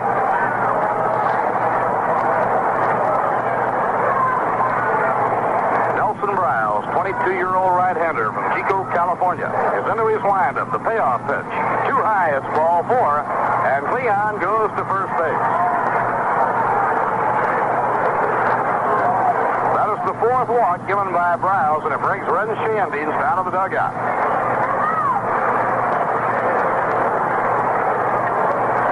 Red Schoendienst is on his way to the mound. Now we'll have the tying run coming up as Jones reaches on a walk, leading off the 9th inning. No sign yet by the Cardinal skipper. Maxwell and Gagliano and McCarver all on the mound along with manager Schoendienst. Now the sign goes to the bullpen for the left-hander. That may mean Joe Horner or Hal Woodishik. As we mentioned earlier, the bullpens are out of sight here in the new stadium in St. Louis. He did have Joe Horner warming up in the last inning. Horner is a sidearm left-hander who pitched in the minor leagues in the Pacific Coast League in Oklahoma City the last 2 years and turned in outstanding minor league records. He was of the Houston organization and was drafted by the Cardinals this past winter. The best earned run average of all the Cardinal pitchers. He has given up less than 1 earned run a ball game. It'll be Joe Horner, Hoerner, from Dubuque, Iowa, coming in. This will be his 20th appearance. Horner has won 1 and lost none. He's been used as the short man in relief. We mentioned the tidy earned run average posted so far by Joe Horner. In 19 ball games, at a total of 23 innings, he has given up only 2 earned runs, so his earned run average is 0.7. Officially, he has 3 saves, so he leads the relief staff in saves. And now Nelson Briles getting a hand as he leaves the ball game.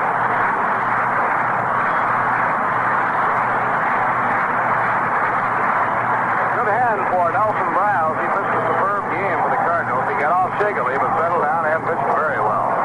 So while Joe Horner is getting warmed up, final score has just come in on the Dodger game, and Ralph will bring you up to date. Well, the Astros defeated the Dodgers 4-2. The winning pitcher was Mike Queller in relief. He came in the ball game in the 8th inning. The Astros won it with 2 runs in the bottom half of the 8th. Losing pitcher was Don Drysdale. His record now 4-9. And Queller has a record of 5 wins and no losses. 33,437 saw that game in Houston.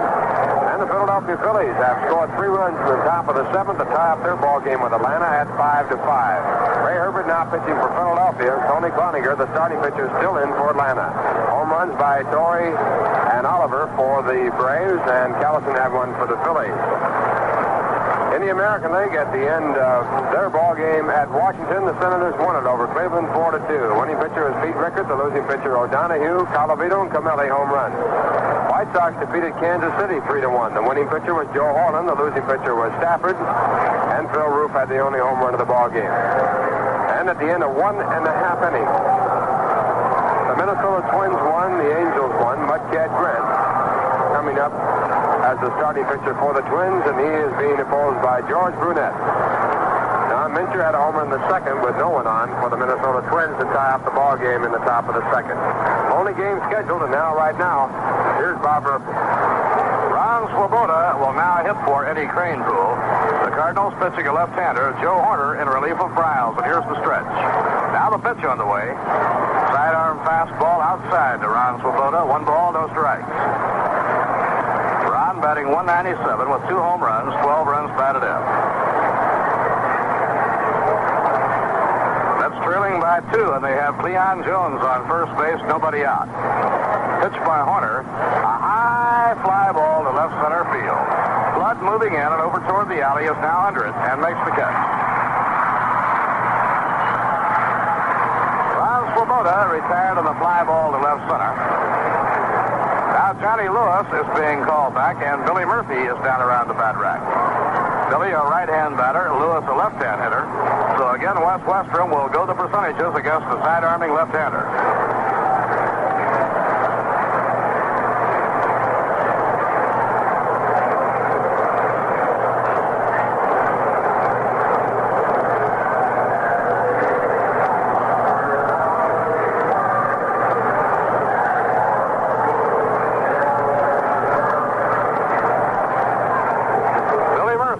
batting for Johnny Lewis.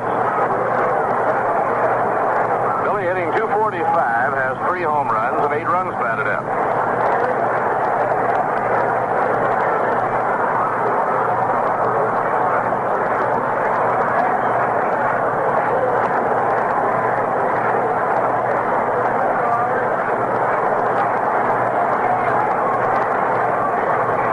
Gets a handful of dirt. Now steps in against the left-hander, Joe Horner. Horner brought from the bullpen by Red Schoendienst to try and protect the 2-run lead. We're in the top of the 9th inning. Now the pitch on the way. Inside and low. It was looked over by Billy Murphy. 1 ball and no strikes. Hawk Taylor is the on-deck batter.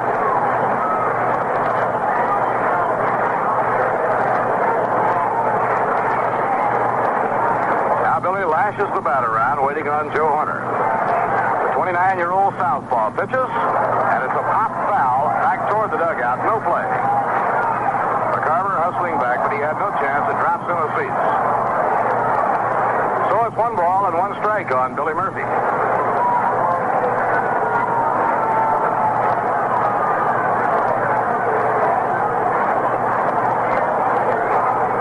The left fielder applying Billy Murphy deep. He's almost back to the warning track. The infield set up straight away.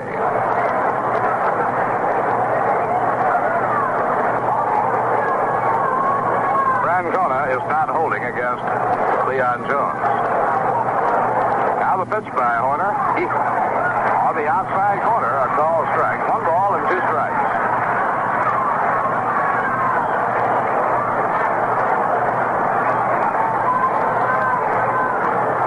Trying to protect the lead for starter Nelson Briles. Yogi Berra coaching at first, giving directions to Cleon as he takes his lead off first. Now the pitch. Foul ball. Back into the screen. No play. It stays 1-2.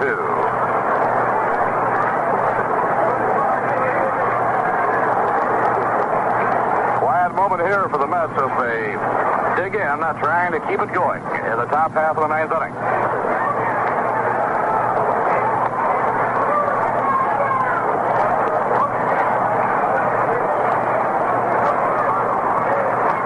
Joe Horner has his sign from McCarver, and the pitch to Billy Murphy. He held up just in time, and it was outside. He had Billy lensing that time, but the youngster had good bat control and held up just at the right moment. So the count is even at 2 balls, 2 strikes.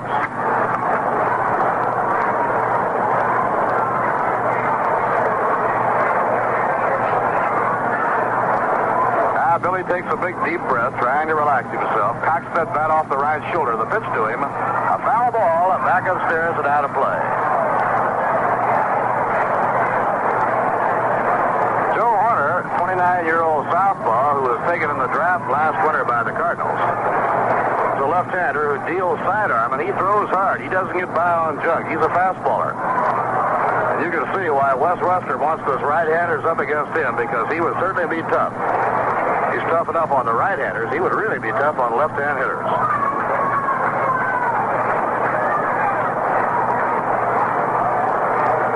Now Horner into the stretch. His 2-2 pitch. A drive hit down the right field line, foul. No play. It goes over into the field box area.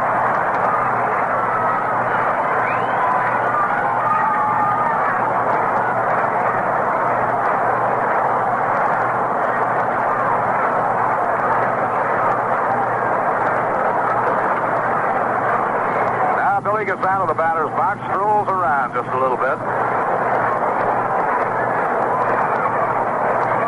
Leon Jones on first, 1 out, 9th inning. Cardinals in front by 2.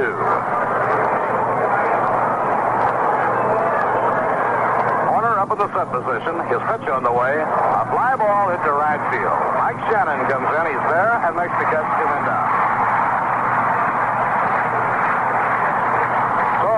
Retired 2, and that leaves it up to Hawk Taylor. Hawk has flied to center, grounded out to third, and bounced back to the mound, nothing for 3.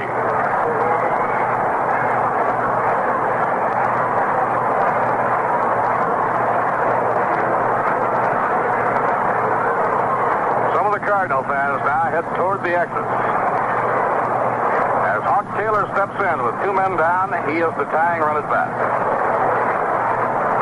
Horner delivers. A fly ball hits the right field, fairly deep. Ambling back is Shannon. He has room. He's under it. He makes the catch from the Cardinals' win. In the ninth inning, no runs, no hits, no errors, 1 left on. Final score, the St. Louis Cardinals 4 and the New York Mets 2. And that's Mets baseball for today, brought to you by Rheingold, New York City's largest selling beer. And what a remarkable thing that is. In New York, a city of so many different people with different tastes, one beer has become the favorite, Rheingold Extra Dry. They don't know why so many people like their beer, but they must be doing something right. Today's game is also brought to you by WGY, your sports station for the Great Northeast. WGY brings you the full schedule of the Mets' regular season games live from Major League parks throughout the country. Join us tomorrow evening, 8:55, same time, when we present another exciting New York Mets baseball game over 810 in your radio dial, WGY Schenectady.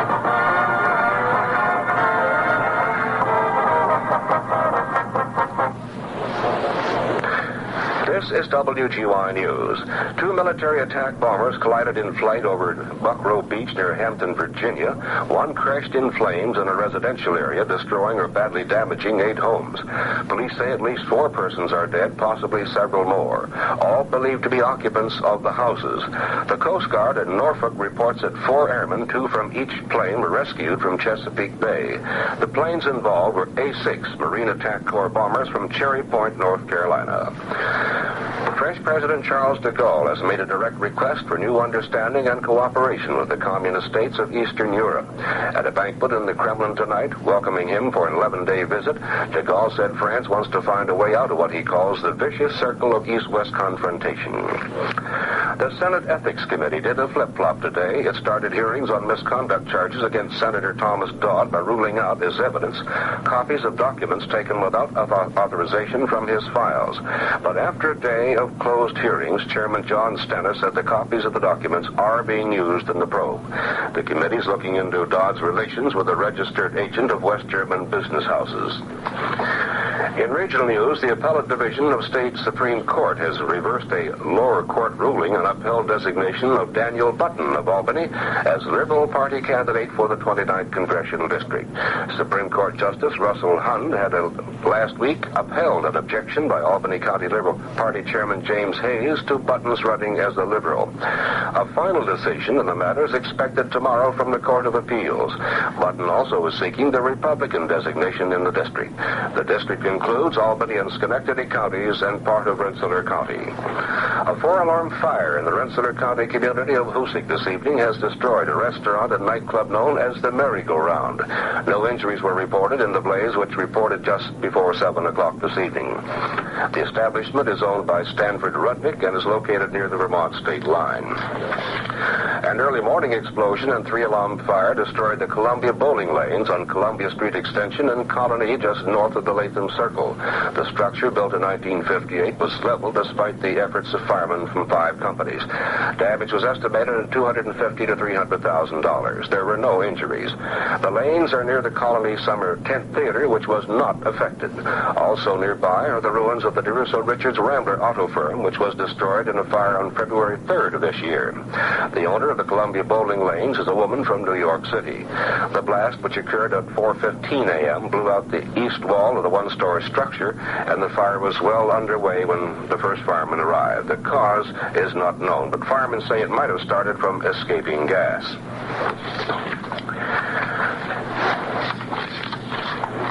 Veteran Schenectady newsman Lansing Crispin will end a 40-year career when he leaves his post as WGY WRGB news editor July 10. He joined GE Broadcasting in 1947 after 13 years as news editor of the Altamont Enterprise.